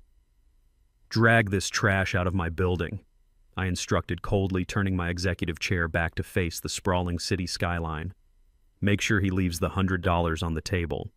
The security guards hauled the weeping, disgraced former CEO out the door and threw him directly into the service elevator, erasing his miserable presence from my empire forever. The crushing weight of my financial retaliation did not stop at the polished obsidian floors of my corporate boardroom. It flowed directly into the manicured suburban streets where my son Dominic had built his fraudulent life. The 30-day grace period I had abruptly canceled evaporated faster than a drop of water on a hot engine block. Dominic was sitting on his expensive imported leather sofa, staring blankly at the massive flat-screen television. He was waiting for a miracle from a tech CEO who was currently being tossed into a service elevator by my security guards. The loud, aggressive knock on his front door did not belong to a delivery driver dropping off gourmet food.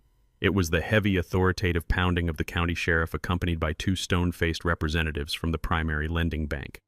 Dominic slowly opened the door, wearing his designer silk pajamas. The sheriff did not offer a polite greeting. He simply handed my son a thick stack of neon-certified legal documents. It was the absolute and final notice of immediate foreclosure. The bank was executing their legal right to seize the property and all major assets within the premises to cover the massive high-risk secondary mortgage Dominic and Megan had foolishly taken out to impress a bankrupt fraud. The bank representatives coldly informed him that without my immaculate credit and massive financial backing, the property was in severe, irreversible default. They gave him exactly 48 hours to pack his personal belongings and vacate the premises before the locks would be professionally changed and the property auctioned off to the highest bidder. Dominic stood on his porch, trembling in the crisp morning air, holding the bright notice of his own total ruin. The grand illusion of his high-class lifestyle was officially terminated. The devastating reality of the foreclosure was quickly eclipsed by a much larger media explosion.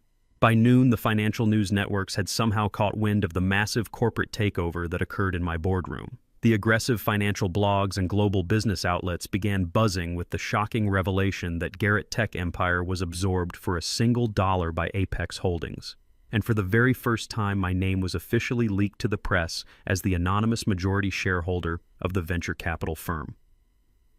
Megan was sitting at the marble kitchen island, desperately scrolling through her smartphone when the breaking news alert flashed across her screen. She read the article detailing the billions of dollars in assets controlled by the retired African-American mechanic she had relentlessly mocked just a few days ago. The blood drained completely from her pale face. She looked up from her glowing screen and stared at Dominic, who was frantically pacing the living room floor, trying to figure out how to rent a moving truck with zero credit. "You absolute miserable idiot," Megan screamed, her voice cracking with a terrifying mixture of raw fury and profound regret. She marched across the living room and delivered a vicious, ringing slap directly across Dominic's right cheek. The loud crack echoed through the spacious, empty house. Dominic stumbled backward, gripping his reddened face in absolute shock. "Do you have any idea what you just did?" Megan roared, pointing her shaking phone directly at his face.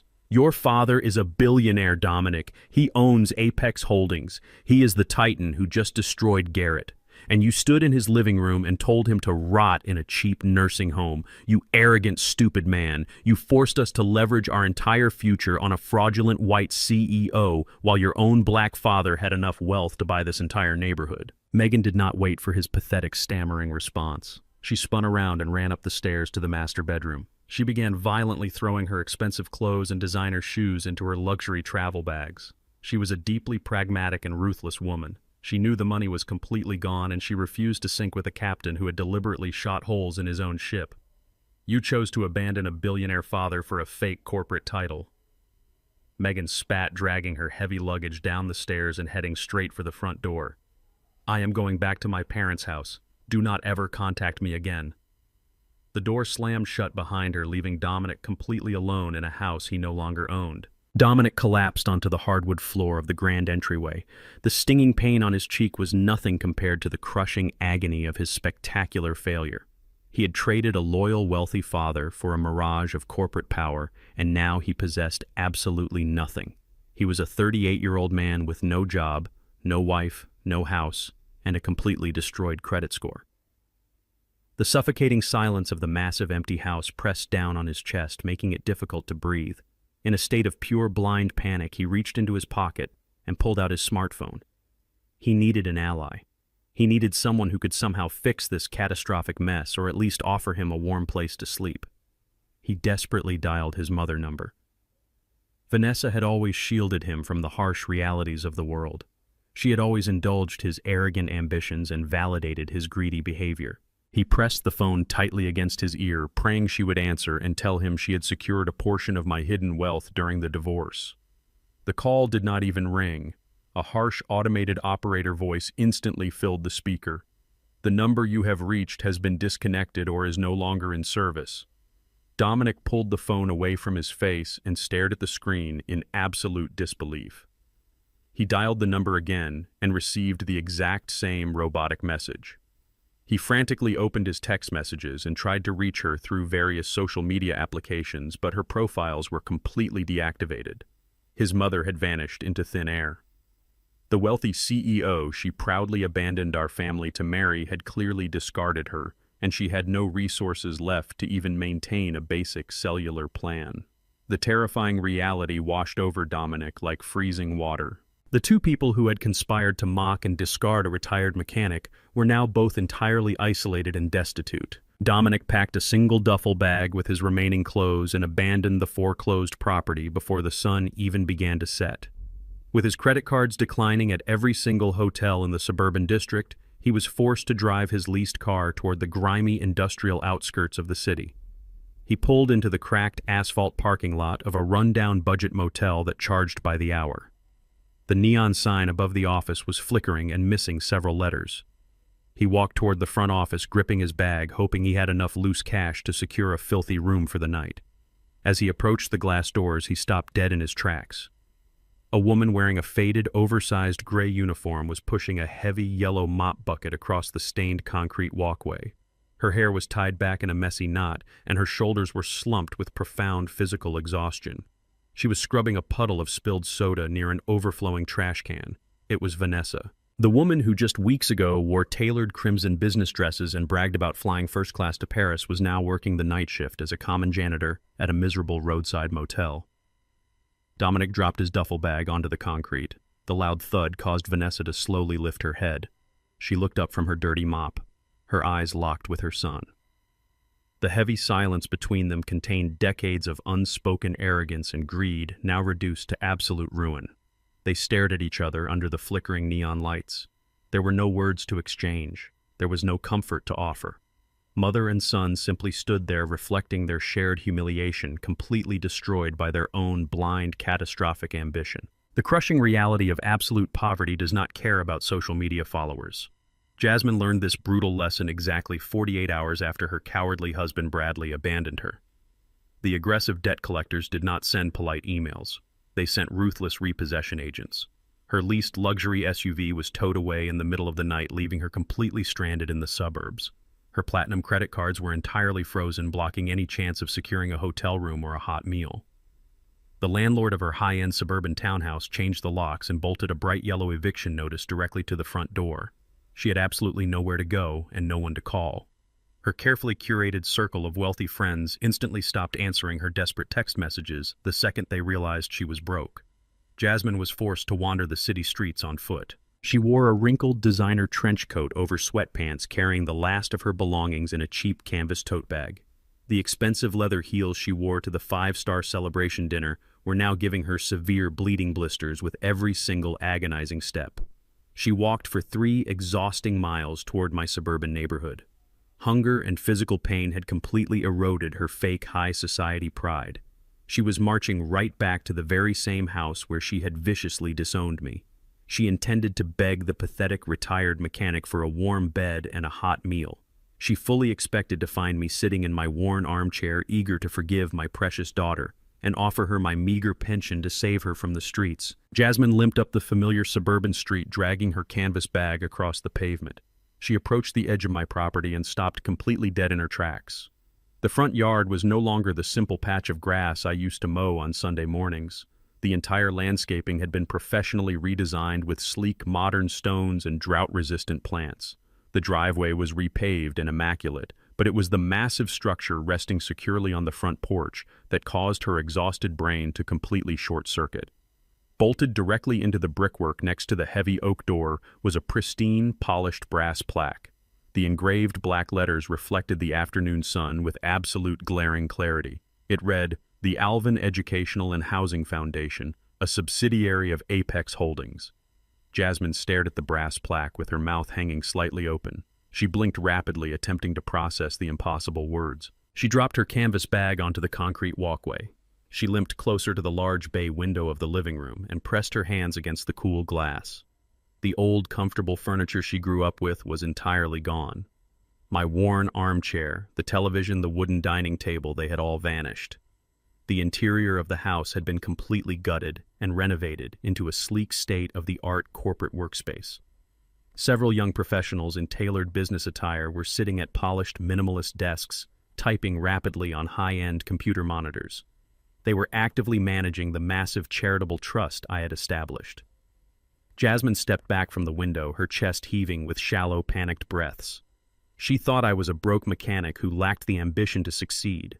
She was staring directly at a multi-million-dollar philanthropic operation bearing my exact first name. The heavy oak front door swung open with a smooth, silent glide.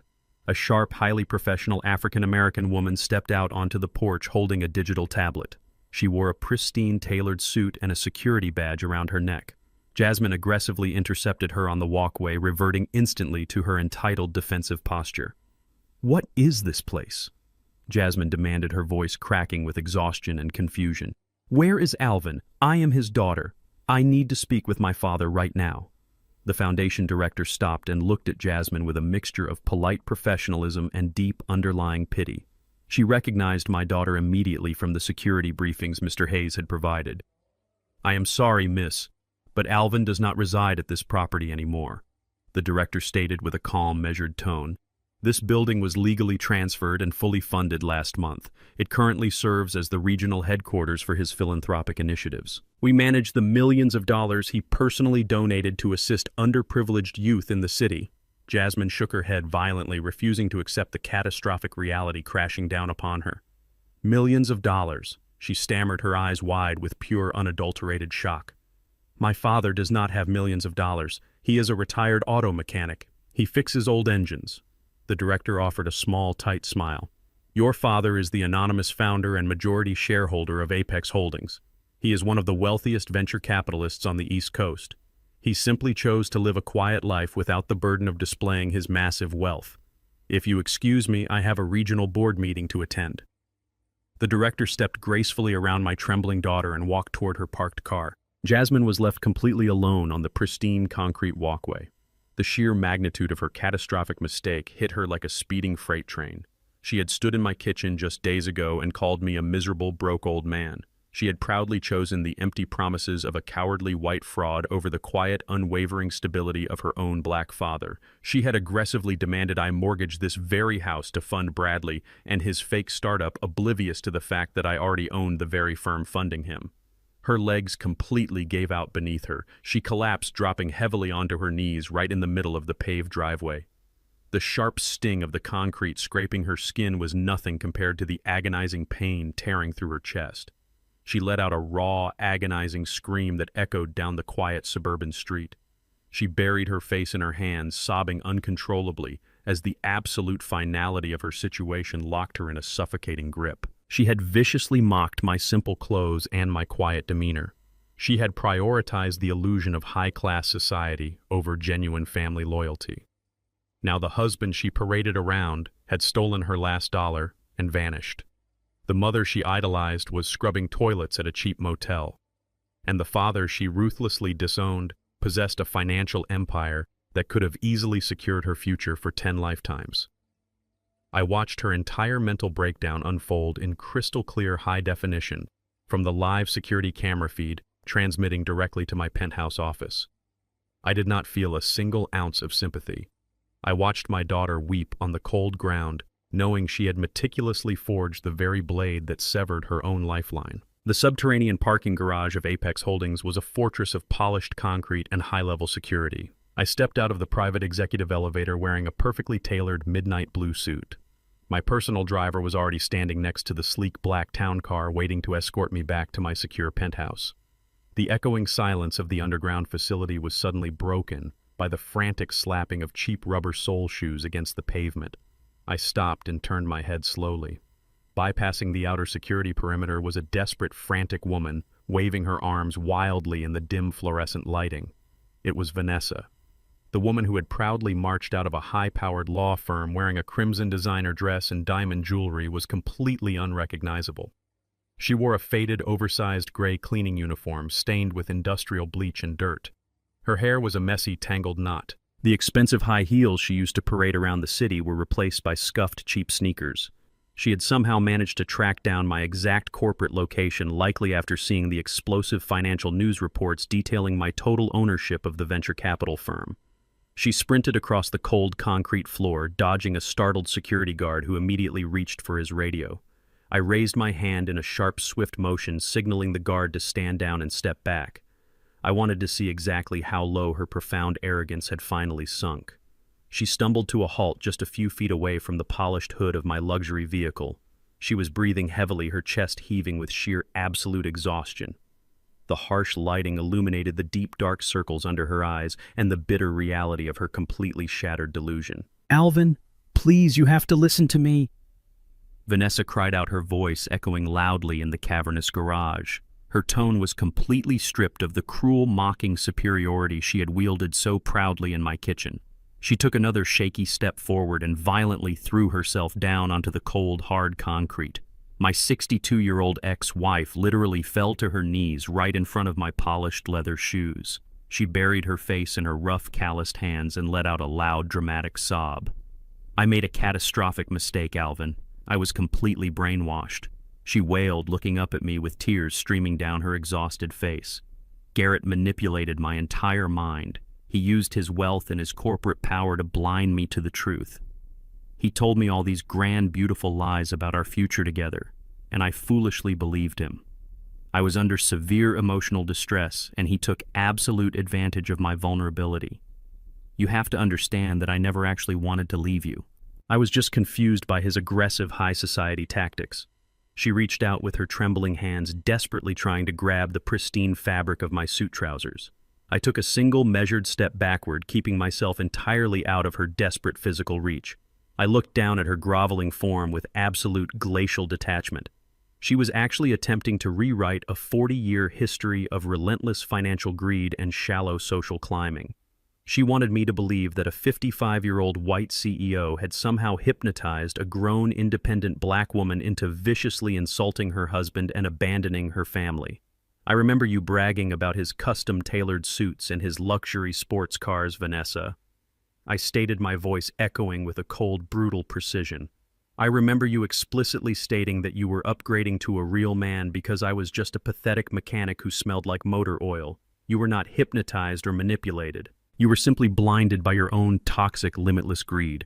You actively chose to betray me because you genuinely thought he offered a faster shortcut to wealth. Vanessa shook her head violently, sobbing even louder. No, Alvin, that was not me talking. That was the illusion he created. I love you. I have always loved you. We spent 40 years building a life together. You cannot just throw all of that away because of one terrible mistake. I am begging you to take me back. I will do anything you want. I will go back to the house and cook your meals. Please do not leave me to rot in this miserable poverty. I did not raise my voice or show a single ounce of compassion. I simply reached into the inner breast pocket of my suit jacket. I pulled out a thick manila envelope that Mr. Hayes had personally delivered to my desk just an hour ago. The private investigators I employed did not stop tracking Garrett the moment I threw him out of my boardroom. They monitored his every single move as his entire world completely collapsed into ash. I opened the flap of the envelope and pulled out a stack of high-definition glossy photographs. I tossed them casually through the air. The photographs scattered across the cold concrete floor, landing directly around Vanessa's trembling knees. She looked down at the images and her fake theatrical crying stopped instantly. The photos clearly depicted Garrett sitting in the dimly lit booth of a cheap downtown dive bar. He was heavily intoxicated and wearing a wrinkled shirt, but he was not alone. And he was certainly not mourning the loss of his dedicated corporate assistant.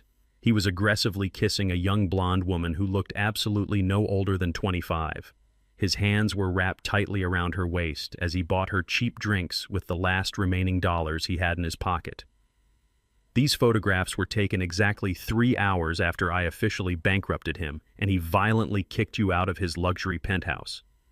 I explained, watching her eyes widen in sheer, unadulterated horror.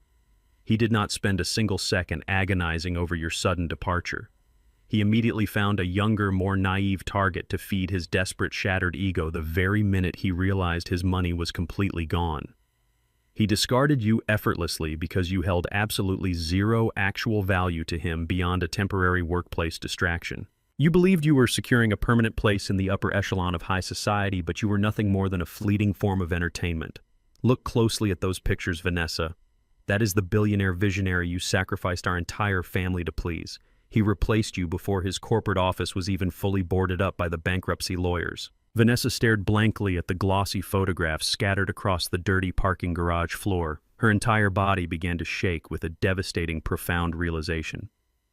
She had destroyed her entire life, her family, and her future for a man who replaced her before the sun even went down on the very same day.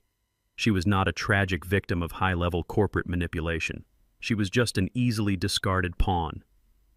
You were never the grand love of his life, Vanessa, I stated, my voice dropping to a low, terrifying register. You were just a convenient tool he used to satisfy his own pathetic vanity. You were a temporary, shiny object he picked up to make himself feel powerful. And the exact second he lost his actual power, he threw you directly into the gutter without a single backward glance. I looked down at the woman I had protected and provided for over 4 long decades. I felt absolutely nothing but a cold, hollow disgust. You willingly sold 40 years of a solid, loyal marriage for a worthless piece of trash. I finalized the brutal verdict. Now you get to live exactly the life you actively chose to pursue.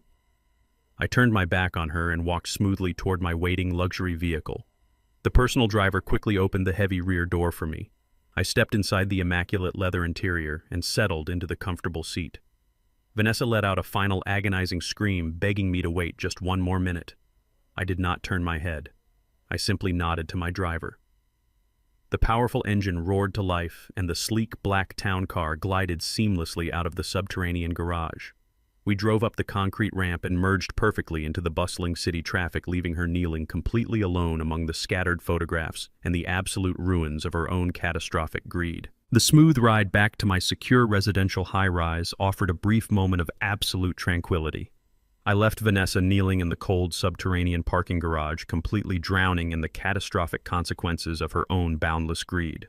I watched the city blur past the tinted windows of my luxury town car, feeling a profound sense of finalized order. The diseased roots of my past were systematically severed. My personal driver navigated the bustling downtown traffic and pulled smoothly into the highly guarded entrance of my private building. I stepped out of the vehicle and walked into the immaculate marble lobby. The head of building security gave me a subtle, respectful nod as I bypassed the main reception desk and approached the private executive elevator. I swiped my encrypted access card and the steel doors glides open instantly. My penthouse occupies the entire top floor of the building. The elevator is programmed to open directly into a private, secure vestibule right outside my front door. The ride up to the 50th floor was completely silent. I adjusted the cuffs of my tailored midnight blue suit, fully expecting to step into my quiet, empty sanctuary. The heavy steel elevator doors parted with a soft electronic chime. I stepped forward and stopped completely dead in my tracks. The pristine private vestibule was no longer empty. Sitting directly on the polished imported marble floor were my two adult children. Dominic and Jasmine had somehow managed to bypass the lower security checkpoints, likely by waiting for hours and tailgating a wealthy resident through the service entrances. They looked absolutely horrific. Dominic was still wearing the heavily wrinkled designer silk pajamas he had on when the bank foreclosed on his home. His face was unshaven and his eyes were bloodshot from sheer, relentless panic. Jasmine was in an even worse physical state. She was barefoot, having discarded her painfully blistered designer heels somewhere on the city streets. Her expensive trench coat was stained with dirt, and she clutched a cheap canvas tote bag to her chest like a protective shield. The exact second they saw my polished leather shoes step off the elevator, they did not hesitate. They dropped straight down onto their knees right in the middle of the cold marble floor. They bowed their heads in a posture of absolute total submission.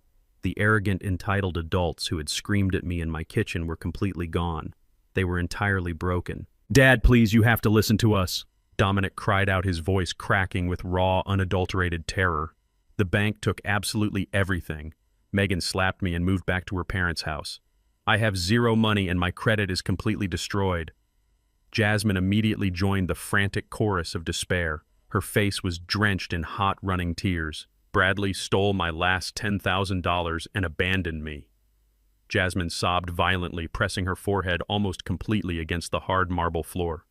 My landlord evicted me and changed the locks. We have absolutely nowhere to go. We are begging you, Dad. We know you own Apex Holdings. We know you have the power to fix this entire nightmare. Please do not leave us out on the streets. I did not invite them inside. I did not reach out to comfort my weeping daughter or my trembling son. I stood perfectly still in the entryway of my sprawling penthouse. I looked down at them with a gaze of pure glacial detachment. I reached deep into my tailored suit jacket and pulled out my highly encrypted smartphone. I did not raise my voice to shout over their frantic, pathetic pleading. I simply tapped the screen and opened my secure audio files. I turned the media volume up to the absolute maximum limit. I pressed play on the specific recording I had captured in my living room just days prior. The pristine acoustics of the enclosed marble vestibule amplified the sound perfectly. Dominic's arrogant, commanding voice suddenly filled the air. "You can go into a nursing home, Dad. Garrett told me about a budget state-run facility on the south side of the city. It is very cheap. Your little mechanic pension will easily cover a shared room there. You are old and you do not need a whole house to yourself anyway." Dominic instantly clamped his hands over his ears, as if the sound of his own vile words was physically burning him, but the recording did not stop. A few seconds later, Jasmine's furious, screaming voice echoed off the walls. "You are completely dead to me. Do you hear me? You are completely dead to me. I do not ever want to see your face again. You are just a miserable, broke old man dying in a pathetic, empty house." I pressed the button and stopped the digital playback. The sudden silence that followed was incredibly heavy and suffocating. The audio had completely stripped away their ability to play the role of innocent victims. They were forced to sit on their knees and listen to the exact moment they ruthlessly threw their black father away for a fragile illusion of white corporate wealth. I looked at their horrified faces. "You made your positions remarkably clear in my kitchen," I stated, my voice echoing with a cold, brutal precision. "You looked at a man who wiped out your student loan debt and guaranteed your massive mortgages, and you confidently decided I was a pathetic obstacle standing in your way. You actively chose to align yourselves with a corrupt CEO who viewed our entire family as disposable garbage." Dominic and Jasmine frantically scrambled to build a wall of pathetic excuses. "It was not me, Dad."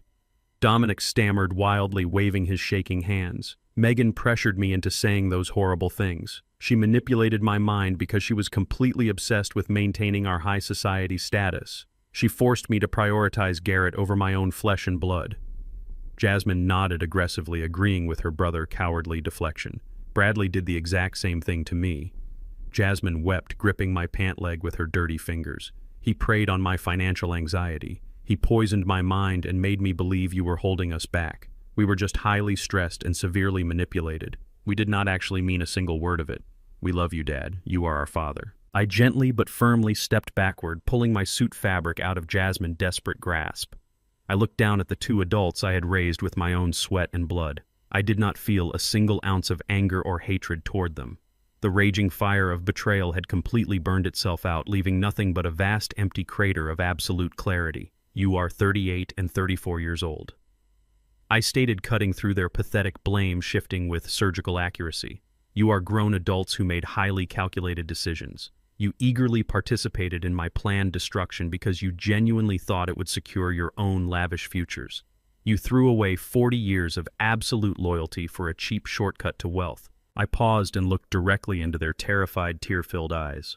"I am not holding on to any anger or resentment toward either of you. I finalized my verdict. I forgive you." Dominic and Jasmine both gasped. A sudden bright flash of desperate hope illuminated their exhausted faces. They genuinely thought the wealthy, forgiving father had returned to rescue them.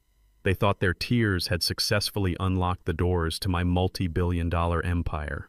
I shattered that arrogant illusion instantly. "I forgive you." I repeated, my tone dropping to a low, terrifying register. "But I will absolutely not save you." The hope drained from their faces faster than water from a shattered glass. "What?" Jasmine whispered, her voice barely audible.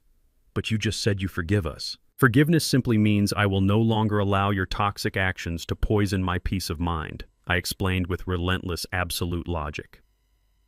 "Forgiveness does not mean I will hand you a financial lifeline to protect you from the catastrophic consequences of your own boundless greed. If I open my door and hand you my wealth today, I am simply enabling the exact same parasitic behavior that caused you to betray me yesterday. I am not a safety net for treacherous people. I am not a bank for adults who refuse to take accountability for their own spectacular failures." I took one final step backward, retreating fully into the expansive foyer of my pristine penthouse. I looked at the children who once brought me immense joy, now reduced to weeping strangers on my doorstep. "You wanted the high-class lifestyle of the elite." I delivered my final words. "Now you get to experience the brutal reality of falling from the very top. You will rebuild your lives with your own hands just like I did 40 years ago. Learn how to survive." I reached out and grabbed the heavy, polished steel handle of my security door. Dominic lunged forward, screaming my name and begging for just one more chance. He slammed his hands against the frame, but he was too late. I pulled the heavy, reinforced steel door completely shut. The mechanical deadbolts engaged automatically with a loud, decisive sequence of heavy metallic clicks, sealing my fortress entirely. I stood inside my quiet sanctuary, listening to the muffled sounds bleeding through the thick, impenetrable steel. Dominic and Jasmine collapsed heavily against the exterior of my door. They clung to one another in the sterile hallway, sobbing completely uncontrollably. The ultimate crushing realization finally broke their spirits completely. They were permanently locked out.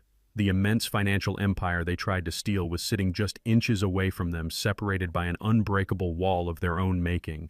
They were officially and permanently severed from my life. The crushing silence of my penthouse was deeply satisfying, but the true orchestration of justice was happening far away from my pristine marble floors. Garrett thought being stripped of his company and his wealth was the absolute bottom of his downward spiral. He was completely mistaken. Financial ruin was merely the opening act of his punishment. Mr. Hayes had not simply liquidated Garrett corporate assets. During the aggressive hostile takeover, my legal team uncovered a massive labyrinth of severe corporate fraud. Garrett had actively embezzled millions of dollars from his own investors to fund his luxury sports cars and his opulent penthouse. He had forged critical signatures, including the documents he used to trap my daughter in his chaotic web of debt. Mr. Hayes meticulously compiled every single fraudulent wire transfer, every doctored quarterly report, and every illegal offshore transaction into a heavily encrypted digital dossier. He handed that massive, undeniable mountain of evidence directly to the Federal Bureau of Investigation. At exactly 6 in the morning, heavily armed federal agents simultaneously breached the doors of Garrett's cheap rented office space in the industrial district. He was sleeping on a stained folding cot surrounded by empty liquor bottles and final notice eviction warnings. The federal agents did not afford him a single ounce of dignity. They aggressively kicked the thin wooden door off its hinges and stormed the tiny room with their weapons drawn. Garrett woke up in pure, blinding terror. The arrogant white CEO, who just weeks ago sipped vintage champagne and mocked a retired mechanic, was violently thrown face first onto the filthy linoleum floor. Cold steel handcuffs were ratcheted tightly around his wrists. The federal agents seized his burner phones, his remaining hard drives, and the pathetic remnants of his shattered life. He was aggressively hauled to his feet, entirely stripped of his false corporate armor. Mr. Hayes made absolutely certain that the media was fully alerted to the early morning raid. When the federal agents dragged Garrett out of the rundown office building, a massive crowd of aggressive reporters and flashing news cameras were already waiting on the cracked sidewalk. The harsh glare of the camera lights illuminated his spectacular downfall for the entire world to witness. Garrett was wearing the same wrinkled, stained dress shirt he had slept in. His hair was a greasy, tangled mess. He desperately tried to hide his face from the relentless media onslaught, turning his head away from the flashing bulbs, but the federal agents firmly held him upright, forcing him to walk the long, humiliating path to the armored transport vehicle. The financial news networks immediately broadcasted the footage of his arrest across global channels. They ruthlessly dissected his massive ego and his catastrophic failure, playing clips of his former arrogant interviews right next to the pathetic footage of him being shoved into the back of a police cruiser. The legal process that followed was incredibly swift and entirely merciless. With the ironclad evidence provided by Apex Holdings, Garrett highly paid defense attorneys immediately abandoned him. He was assigned a notoriously overworked public defender who quickly realized the case was completely unwinnable. Facing dozens of counts of wire fraud, massive corporate embezzlement, and severe identity theft, Garrett was forced to accept a crushing plea deal to avoid spending the rest of his natural life behind bars. Standing before a stern federal judge in a crowded downtown courtroom, the disgraced tech visionary openly wept as his sentence was handed down. The judge expressed absolute disgust at his predatory behavior and his blatant manipulation of innocent investors. Garrett was officially sentenced to 10 consecutive years in a maximum security federal penitentiary without any possibility of early parole. The man who bragged about his tailored suits and his elite status was permanently stripped of his identity. He traded his luxury penthouse for a tiny concrete cell and a standard-issue orange jumpsuit. His fraudulent empire was completely erased from history, leaving him with nothing but a decade of hard time to reflect on the exact moment he decided to insult the wrong man. His spectacular destruction was absolute and permanent. While Garrett began his long, miserable sentence in a federal prison cell, Vanessa was enduring her own customized version of hell. Her complete lack of any marketable skills or higher education meant she was entirely unhireable in the corporate world she previously worshipped. The woman who once acted as a senior project manager and demanded luxury vacations was completely rejected by every single hiring agency in the city. Her heavily damaged credit and immediate lack of a permanent address forced her to accept the lowest tier of manual labor just to survive. She was officially employed by a large commercial cleaning company that serviced massive corporate structures downtown. She spent her nights emptying trash cans, scrubbing filthy toilets, and wiping down glass doors for minimum wage. Her hands, which were once adorned with expensive diamond rings, were now permanently cracked and burned by harsh industrial cleaning chemicals. She lived in a constant state of agonizing physical pain and profound emotional humiliation. However, her ultimate punishment was not simply the back-breaking labor. It was the location of her newest assignment. The commercial cleaning company had recently secured a highly lucrative contract to service the most prestigious high-rise in the entire financial district. Vanessa's supervisor handed her a new security badge and ordered her to report for the early morning shift at the towering glass and steel skyscraper of Apex Holdings. She had absolutely no idea she was walking directly into the very heart of my empire. She stepped off the service elevator onto the highest executive floor, pushing a heavy yellow mop bucket and carrying a plastic caddy full of cheap bleach. The pristine, polished obsidian floors stretched out endlessly before her demanding hours of grueling physical labor. She began her miserable shift entirely unaware that she was cleaning the fortress of the man she had viciously discarded. At exactly 8 in the morning, I stepped out of my private executive elevator to begin my workday. I wore a pristine, custom-tailored gray suit projecting absolute effortless authority. My leather shoes clicked sharply against the dark obsidian floor, echoing through the expansive, quiet corridor. I walked slowly toward my massive glass-walled boardroom, holding a steaming cup of premium black coffee. A few yards ahead of me, a woman in a faded, oversized gray cleaning uniform was on her hands and knees. She was aggressively scrubbing a small scuff mark off the pristine floor with a rough sponge. Her hair was tied back in a messy knot, and her posture was completely bent and broken by pure exhaustion. I recognized her instantly. It was Vanessa. I did not alter my pace or change my direction. I walked directly toward her, my polished shoes stopping just inches away from her cheap rubber sneakers. Vanessa froze completely. She recognized the familiar scent of my cologne and the sharp, authoritative sound of my footsteps. The heavy, suffocating realization of where she actually was crashed down upon her shoulders. She was scrubbing the floor of the multi-billion-dollar company owned entirely by the husband she had viciously abandoned.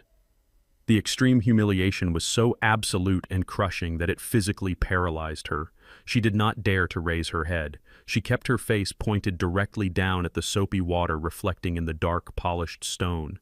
She squeezed her eyes tightly shut, fighting back tears of intense, agonizing shame. I stood over her for a long, silent moment, looking down at the woman who had demanded I apologize to her billionaire lover.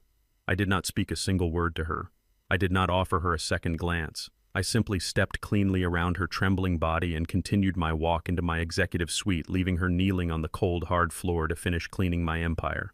The sheer, brutal reality of her new life was permanently sealed. I returned to the sanctuary of my penthouse office, feeling a profound sense of closure regarding my former wife. But the purification process was not entirely finished.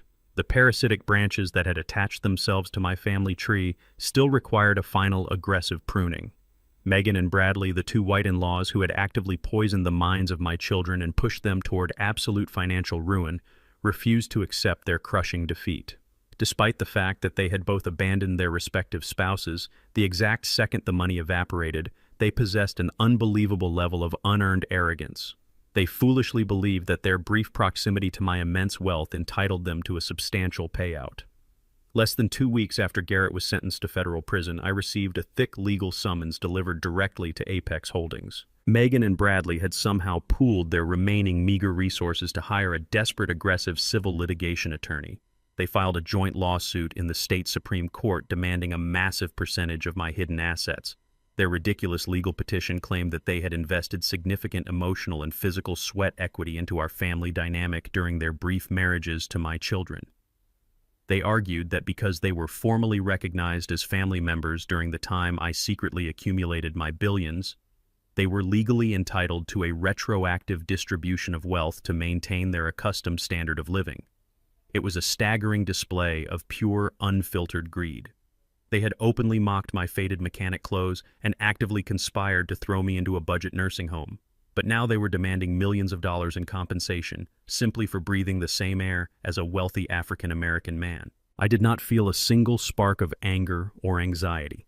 I simply buzzed my intercom and summoned Mr. Hayes to my office. I slid the pathetic lawsuit across my glass desk. Mr. Hayes read the document and let out a cold, razor-sharp laugh. He assured me this was not a legal threat. It was a formal invitation to completely destroy them. The civil deposition took place in the expansive primary conference room of Mr. Hayes' private law firm. Megan and Bradley sat across the polished mahogany table looking incredibly smug and confident. They wore cheap off-the-rack suits attempting to project the image of respectable professionals who had been cruelly disenfranchised by a tyrannical patriarch. Their attorney began to aggressively lay out their ridiculous demands, threatening to drag my name through a highly publicized and messy trial if I did not agree to an immediate multi-million-dollar settlement. I sat perfectly still, my hands folded neatly on the table, offering absolutely zero reaction. Mr. Hayes did not even wait for their lawyer to finish his opening statement. He opened a massive, heavy black binder and began to systematically execute the most brutal legal slaughter I had ever witnessed. "We will absolutely not be offering a settlement of any kind," Mr. Hayes stated, his voice echoing with lethal corporate authority. "In fact, we are officially filing a massive countersuit for extreme financial fraud, criminal conspiracy, and severe identity theft."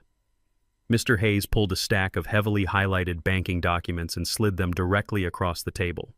He systematically dismantled Bradley first. He presented undeniable, irrefutable proof that Bradley had deliberately falsified his tech startup revenue projections to secure initial funding from Horizon Tech Ventures. He produced signed affidavits showing Bradley had actively engaged in wire fraud by transferring corporate seed money into his private offshore accounts. Then, Mr. Hayes turned his lethal gaze toward Megan. He presented the original secondary mortgage documents for the house she shared with Dominic. He pointed out the glaring discrepancies in the financial disclosures, proving definitively that Megan had willfully forged income statements to illegally secure the high-risk loan. "You are not disenfranchised family members seeking fair compensation," Mr. Hayes declared with absolute crushing finality. "You are documented financial criminals who actively attempted to defraud a federally insured banking institution and a major venture capital firm. If you do not withdraw this pathetic lawsuit within the next 60 seconds and sign a full legal confession of your fraudulent activities, I will personally hand this entire binder over to the federal prosecutor. You will both face a minimum of 5 to 10 years in a federal penitentiary for felony bank fraud." The smug, arrogant confidence drained from their pale faces instantly. Megan began to physically tremble, dropping her pen onto the floor. Bradley stared at the undeniable evidence of his corporate embezzlement with wide, terrified eyes. Their aggressive civil lawyer immediately recognized the catastrophic danger.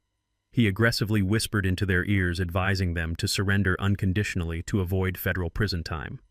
They did not hesitate. With shaking hands, they signed the comprehensive legal confessions and permanently withdrew their ridiculous lawsuit.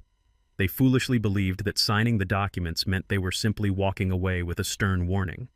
They had absolutely no idea that Mr. Hayes had explicitly designed those confessions to serve as the ultimate instrument of their permanent economic ruin. Within 48 hours of receiving their signed admissions of severe financial fraud, Mr. Hayes submitted the documents to the primary national credit bureaus and the major banking regulatory agencies. The devastating consequences were absolute and immediate. Megan and Bradley were instantly flagged and placed on a severe universal national credit blacklist. The highly restrictive federal fraud databases classified them as extreme financial liabilities. Every single one of their remaining bank accounts was abruptly frozen and forcefully closed by their respective institutions. Their credit scores plummeted to absolute zero overnight. They were permanently banned from ever securing any type of loan, any credit card, or any standard financial service in the future. They could not even pass a basic background check to rent a cheap apartment or lease a reliable vehicle. The modern economy forcefully and permanently rejected them. They were completely exiled from the comfortable, privileged world they had always arrogantly taken for granted. Their fraudulent actions had permanently marked them as radioactive untouchables in the eyes of every single financial institution in the country. The invisible, heavily fortified walls of absolute poverty closed in around them, trapping them completely without any hope of escape. The permanent financial excommunication forced them into a brutal reality they had spent their entire lives aggressively mocking. Without access to credit or corporate employment, they were dragged violently down to the absolute bottom of the working class. Bradley, the man who once wore expensive vests and loudly proclaimed himself a brilliant tech entrepreneur, was completely unemployable in any office environment. His documented history of corporate embezzlement meant no legitimate company would ever trust him near a computer or a ledger. To avoid starving on the streets, he was forced to accept grueling manual labor. He secured a minimum wage position at a massive non-air-conditioned shipping warehouse on the grimy industrial outskirts of the city. The soft, uncalloused hands that had only ever typed on high-end keyboards were now permanently blistered and bleeding from hauling heavy wooden pallets for 12 agonizing hours a day. His spine ached, and his arrogant pride was entirely pulverized under the crushing weight of physical exhaustion. Megan suffered an equally humiliating fate. The woman who used to sneer at my faded clothes and demand luxury vacations was entirely blacklisted from any respectable corporate or retail management positions due to her verified mortgage fraud. She was forced to take a miserable night shift job as a cashier at a depressing 24-hour convenience store situated in a highly dangerous neighborhood. She spent her nights standing behind a thick, bulletproof glass partition wearing an ugly, oversized polyester uniform. She scanned cheap snacks and sold cigarettes to exhausted truck drivers while fighting to stay awake under the harsh, buzzing fluorescent lights. Her expensive highlights faded, her manicured nails chipped, and her high society arrogance was completely crushed by the relentless, grinding misery of her new existence. They were paying the absolute highest possible price for their ruthless, calculated pragmatism. The very same brutal world they had eagerly tried to throw me into had entirely swallowed them whole. The morning sun breached the floor-to-ceiling windows of my penthouse, casting long, sharp beams of light across the pristine imported marble. I sat perfectly still in my leather armchair holding a steaming cup of black coffee. The towering silence of the sprawling apartment was absolute and completely unbroken. There were no arrogant demands echoing from the hallway. There were no false smiles or calculated manipulations happening across the kitchen island. I had successfully executed every single phase of my purification protocol. The aggressive financial parasites had been systematically crushed and permanently exiled from my existence. Yet as I took a slow, measured sip of my dark roast, a rare flicker of internal conflict brushed against my iron resolve. The cost of achieving this absolute flawless justice was the total eradication of my entire immediate family. I was a 69-year-old man sitting alone at the summit of a multi-billion-dollar empire without a wife to share the dawn or children to carry on my legacy. I looked out over the sprawling city skyline, wondering if the price I paid for my dignity was ultimately too steep. I had brutally severed a 40-year marriage and permanently locked my own flesh and blood out in the cold. Was this absolute isolation the inevitable brutal tax levied upon a man who refuses to be consumed? I swirled the dark liquid in my ceramic mug, weighing the heavy silence against the chaotic disrespect I had violently endured. The sheer magnitude of my total solitude pressed down on my chest, forcing me to deeply question if absolute victory was simply another form of profound, devastating loss. I finished my coffee and dressed in a simple, tailored black suit. My personal driver navigated the sleek town car away from the glittering financial district and drove deep into the older, forgotten neighborhoods of the city. We arrived at a quiet, weathered cemetery shaded by massive, ancient oak trees. I walked slowly along the uneven dirt paths, stepping carefully until I reached a modest plot containing the older headstones of my ancestors. These were the men and women who had raised me during an era of extreme systemic poverty and relentless racial segregation. I stood before the cracked granite markers of my grandparents and my uncles. They were incredibly proud African-American men who had worked their fingers completely to the bone in factories and rail yards just to put simple food on the table. They never saw a fraction of the immense wealth I currently commanded, but they possessed a profound, unbreakable sense of self-respect. I looked down at their resting places, reflecting heavily on the true value of a dollar. They taught me that money earned through blood and sweat is a tool to secure your freedom and protect your community. My ex-wife and my children had completely twisted that sacred lesson. They viewed money as a shallow weapon to buy false superiority and wielded it to exploit the very man who provided their comfortable lives. They fundamentally misunderstood the profound dignity of an African-American man who built a massive venture capital empire from the grease and grime of a local auto shop. They thought my quiet humility was a weakness they could easily manipulate. They believed they could strip away my humanity and toss me into a miserable state-run nursing home without consequence. Standing over the graves of the men who taught me how to survive in a hostile world, I felt a deep, powerful resurgence of absolute clarity. My family did not respect the brutal sacrifices required to build generational wealth. They merely wanted to harvest the fruits of my labor while actively plotting to chop down the entire tree. I had not betrayed my bloodline. They had viciously betrayed the fundamental core values of our entire ancestry. The crisp morning wind rustled the dry leaves of the ancient oak trees, scattering them across the weathered headstones. As I watched the dead leaves detach and fall away, the final lingering shred of my internal guilt completely evaporated. The absolute truth settled into my bones with clinical surgical precision.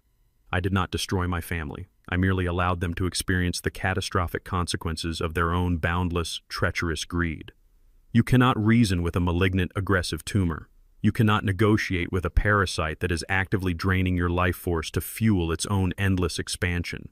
If I had shown even a single ounce of weakness or manufactured forgiveness, they would have ruthlessly sucked my financial empire dry and discarded my hollowed-out shell exactly as they had planned.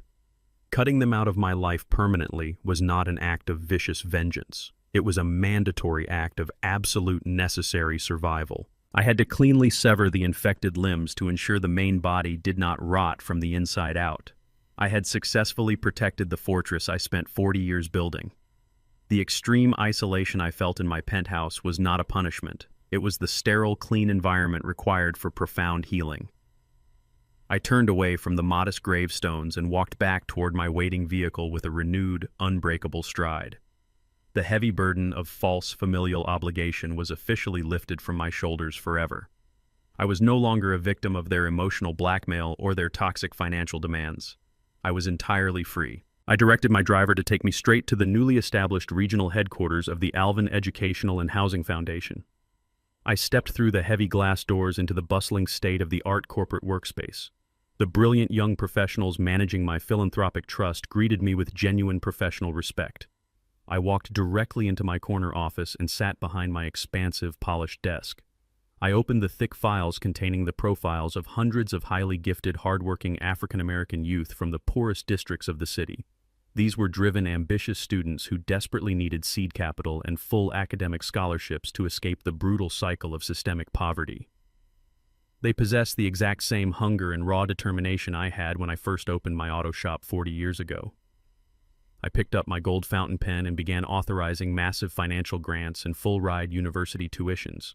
I was actively pouring every single ounce of my immense wealth and my meticulous strategic focus into building a brand new legacy. I was investing in a generation of young minds who would actually respect the profound value of a hard-earned opportunity. The deep, quiet peace that washed over me was absolute and entirely unshakable. I did not need a treacherous wife or greedy, arrogant children to validate my existence. I had found my true, ultimate purpose. I sat in my sunlit office funding the brilliant futures of absolute strangers, and for the first time in my entire 69 years of life, I experienced the pure, flawless taste of total serenity. The quiet solitude of my penthouse was usually absolute in the late evening hours. I was sitting at my expansive glass desk reviewing a fresh stack of university scholarship applications for the foundation. The city lights far below glittered like a vast ocean of distant stars. My highly encrypted personal smartphone suddenly vibrated against the polished desktop. I glanced down at the bright screen. It was not a saved contact or a verified corporate line. It was a completely unknown local number originating from the gritty industrial sector of the city.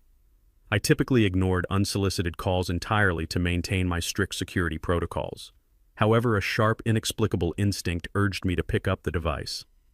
I slid my finger across the screen and brought the phone to my ear without saying a single word. A heavy, crackling static instantly filled the audio line. It was accompanied by the loud, aggressive roar of passing freight trucks and the distant wail of a police siren. It was the unmistakable, harsh sound of a cheap, public payphone. Then a voice broke through the chaotic background noise. It was incredibly raspy, exhausted, and completely stripped of any arrogant corporate polish. It was Dominic. My 38-year-old son was calling me from a street corner in the dead of night. His breathing was heavy and ragged over the receiver.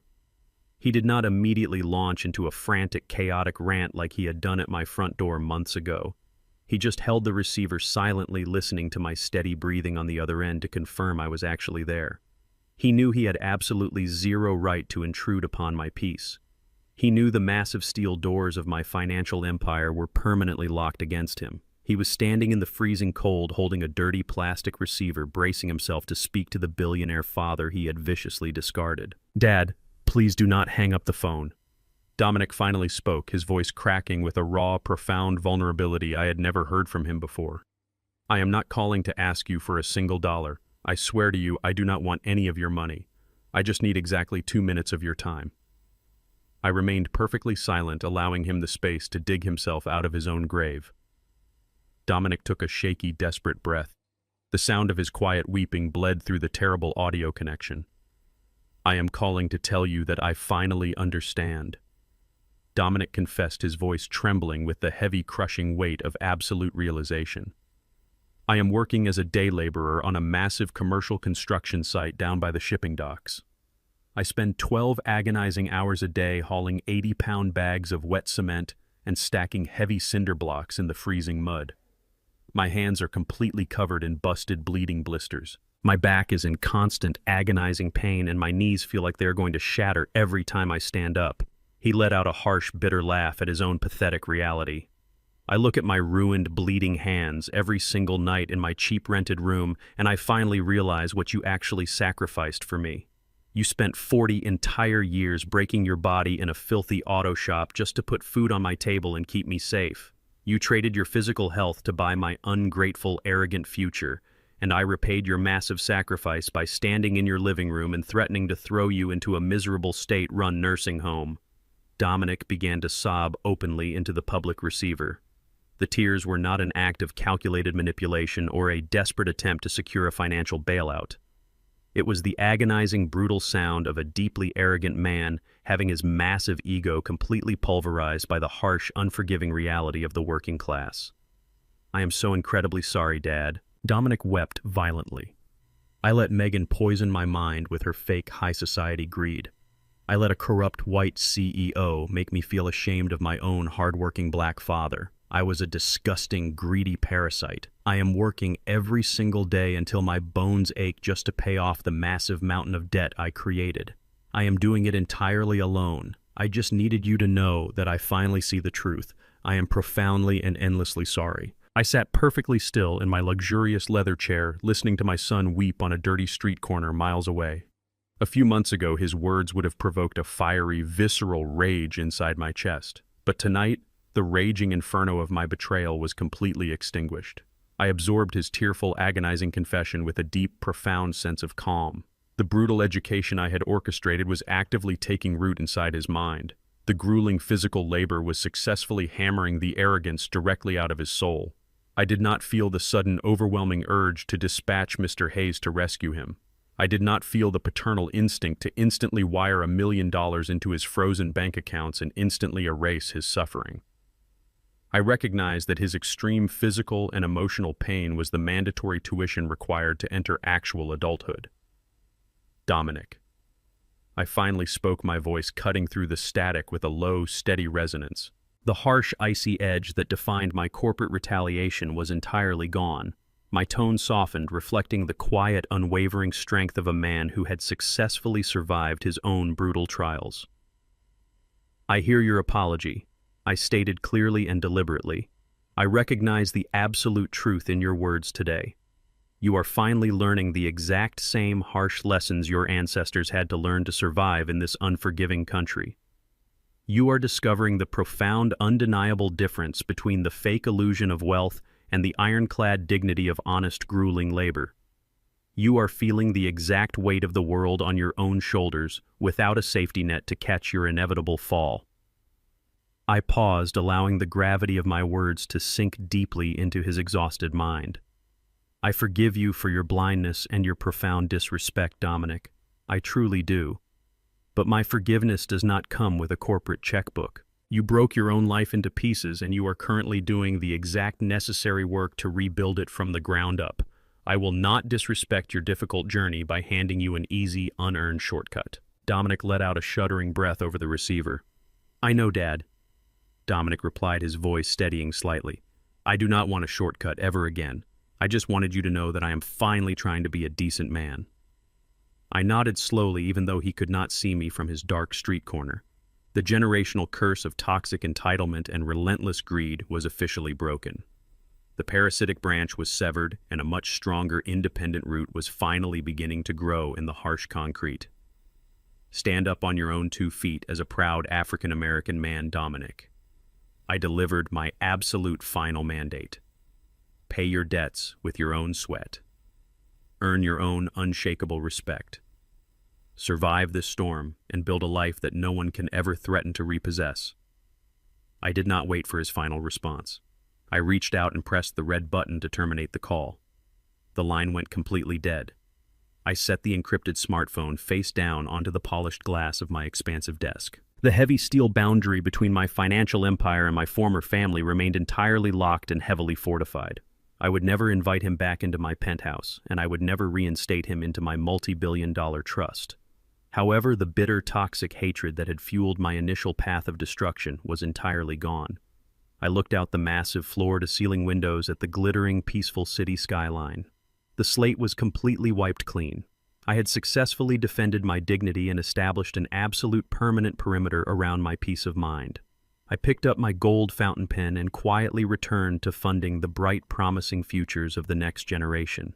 Exactly 24 months after that late-night phone call, my life had settled into a profound, unbreakable rhythm. I stood behind a polished oak podium in the grand ballroom of the City Convention Center. The massive space was brilliantly illuminated by hanging crystal chandeliers and filled with the vibrant energy of absolute hope. Tonight was the highly anticipated second annual gala for the Alvin Educational and Housing Foundation. Seated at the large round tables spanning the entire convention floor were 100 exceptional African-American teenagers. They were the brilliant, ambitious survivors of the city's most neglected and heavily underfunded school districts. I looked out over the massive crowd wearing a sharp, custom-tailored midnight blue tuxedo. Mr. Hayes sat at the front VIP table, offering a firm, respectful nod of approval. These young men and women had endured systemic poverty, broken homes, and relentless societal roadblocks. Tonight, they were officially receiving fully funded 4-year university scholarships and comprehensive housing grants provided directly by Apex Holdings. I did not just sign a massive corporate check and walk away. Over the past 2 years, I had personally reviewed every single one of their complex applications. I read their essays detailing their brutal daily struggles and their fierce, unwavering determination to rise entirely above their circumstances. They possessed the exact same raw hunger I had when I opened my greasy auto shop 4 decades ago. I gripped the edges of the heavy wooden podium and leaned into the microphone. The excited murmurs in the grand ballroom instantly quieted down into a respectful, heavy silence. I welcomed them not as a billionaire philanthropist dispensing casual charity, but as a proud African-American elder officially passing the torch to the next generation of builders and corporate leaders. I announced the immediate distribution of their financial grants, and the entire room erupted into deafening, roaring applause. I stepped away from the podium and walked down the short flight of stairs to the main floor. The scholarship recipients immediately surrounded me. Young men in oversized rented suits and young women in modest dresses shook my hand with overwhelming, intense gratitude. Mothers and grandmothers who had worked multiple minimum wage jobs just to keep the lights on pulled me into tight, tearful embraces. Their tears were not the calculated, manipulative sobs my former wife used to demand luxury vacations and designer handbags. Their bright smiles were not the fake predatory grins my son and daughter flashed right before aggressively asking me to mortgage my fully paid-off house. This was the pure, unadulterated reality of genuine human connection. I looked into the determined eyes of a young man heading to engineering school and saw a profound level of respect that money simply cannot manufacture. I had spent 40 years of my life attempting to buy the love and loyalty of my own flesh and blood. I had foolishly believed that providing endless financial comfort would automatically shield my family from the harsh realities of the world and generate absolute devotion. Instead, it had completely rotted their character from the inside out, breeding a monstrous sense of toxic entitlement. I realized standing in this crowded ballroom that true loyalty is never purchased. It is actively earned through mutual respect and shared struggle. The students shaking my hand tonight did not view me as a massive, anonymous ATM or a foolish old mechanic to be exploited. They saw an African-American patriarch who recognized their immense, grueling effort and rewarded their relentless discipline. I was actively funding the architects of a brand new legacy. Every single dollar I transferred from my venture capital firm into their university accounts felt like a permanent brick being laid in a massive, unbreakable fortress. The absolute emptiness I initially feared when I locked my family out of my penthouse had been entirely replaced by a vibrant, overflowing sense of profound purpose. I had successfully traded a nest of greedy parasites for a vast, sprawling community of future leaders. The heavy, brutal sacrifice required to purge my life of toxic betrayal was completely validated by the brilliant, unshakable joy radiating across the entire convention center. Later that evening, I retreated to the quiet VIP lounge behind the main ballroom to enjoy a brief moment of solitude. A large flat-screen television on the wall was silently broadcasting the late-night financial news network. The scrolling ticker at the bottom of the screen caught my immediate attention. A sharp, prominent headline flashed across the display confirming the absolute finality of my corporate retaliation. The Federal Appellate Court officially denied all appeals for disgraced tech CEO Garrett. His massive legal team had spent the last 2 years desperately trying to overturn his 10-year federal prison sentence for corporate fraud and severe embezzlement. Mr. Hayes had personally ensured that every legal loophole was permanently closed against him. The High Court had completely crushed his final pathetic attempt at freedom. He would remain locked inside his tiny concrete cell for the rest of the decade, entirely forgotten by the high society world he had sacrificed everything to impress. The news segment seamlessly transitioned to a report on local working-class economic struggles. It served as a stark, vivid reminder of the brutal reality currently encasing my former family. Vanessa was still scrubbing industrial floors on the grueling night shift, entirely stripped of her fake corporate vanity. Dominic was still hauling heavy bags of wet cement at the shipping docks, slowly chipping away at his massive financial ruin with heavily calloused, bleeding hands. Jasmine was managing the chaotic register at a cheap discount retail store, learning the exact agonizing value of a single dollar. Megan and Bradley remained permanently blacklisted from the financial system, working miserable low-wage jobs and turning their bitter, toxic hatred toward each other.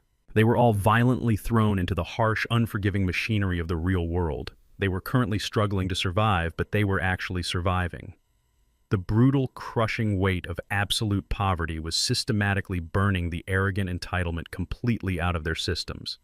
They were finally learning the exact critical survival skills they had aggressively mocked me for possessing. I left the convention center and returned to the absolute pristine sanctuary of my 50th floor penthouse. The midnight city stretched out below my floor-to-ceiling windows like a massive glittering grid of electricity and endless ambition. The heavy steel security doors locked behind me with a firm, reassuring mechanical click, blocking out the rest of the world. I walked over to my custom mahogany wet bar and poured myself a single glass of an exceptionally rare vintage red wine. I stepped out onto the expansive private terrace. The cold, sharp night air hit my face, carrying the distant faint hum of the restless metropolis. I leaned against the thick glass railing and took a slow, deliberate sip of the dark, rich liquid. The taste was incredibly complex and deeply satisfying. I looked down at the thousands of bright lights reflecting off the dark river below. I had successfully waged a ruthless, asymmetrical war against the very people who were supposed to protect me in my old age. I did not flinch. I did not offer unearned mercy. I wielded my massive hidden wealth as a lethal surgical instrument to completely amputate the infected, rotting limbs of my own family tree. I absorbed the extreme pain of absolute betrayal and converted it directly into a highly efficient mechanism of total destruction and eventual rebirth. The strict boundaries I established were completely impenetrable. I raised my crystal glass in a silent, solitary toast to the quiet mechanic who endured decades of blatant disrespect and to the billionaire who finally burned their entire theater to the ground. Only when you completely clear the table of greedy parasites can you actually sit down and enjoy the feast. A profound, unbreakable peace settled permanently into my bones. The ruthless application of absolute consequences had flawlessly restored the natural order. The screen slowly fades to black. The ultimate lesson this story teaches is that true power never needs to announce its presence in a crowded room. Arrogance is always loud, constantly flashing designer labels and fabricated corporate titles to mask a fragile and entirely empty core. True wealth and absolute authority operate in complete silence. They observe, they calculate, and they strike only when the steel trap is perfectly set. When you foolishly mistake a person's quiet humility for weakness, you hand them the exact weapon they need to systematically dismantle your entire existence.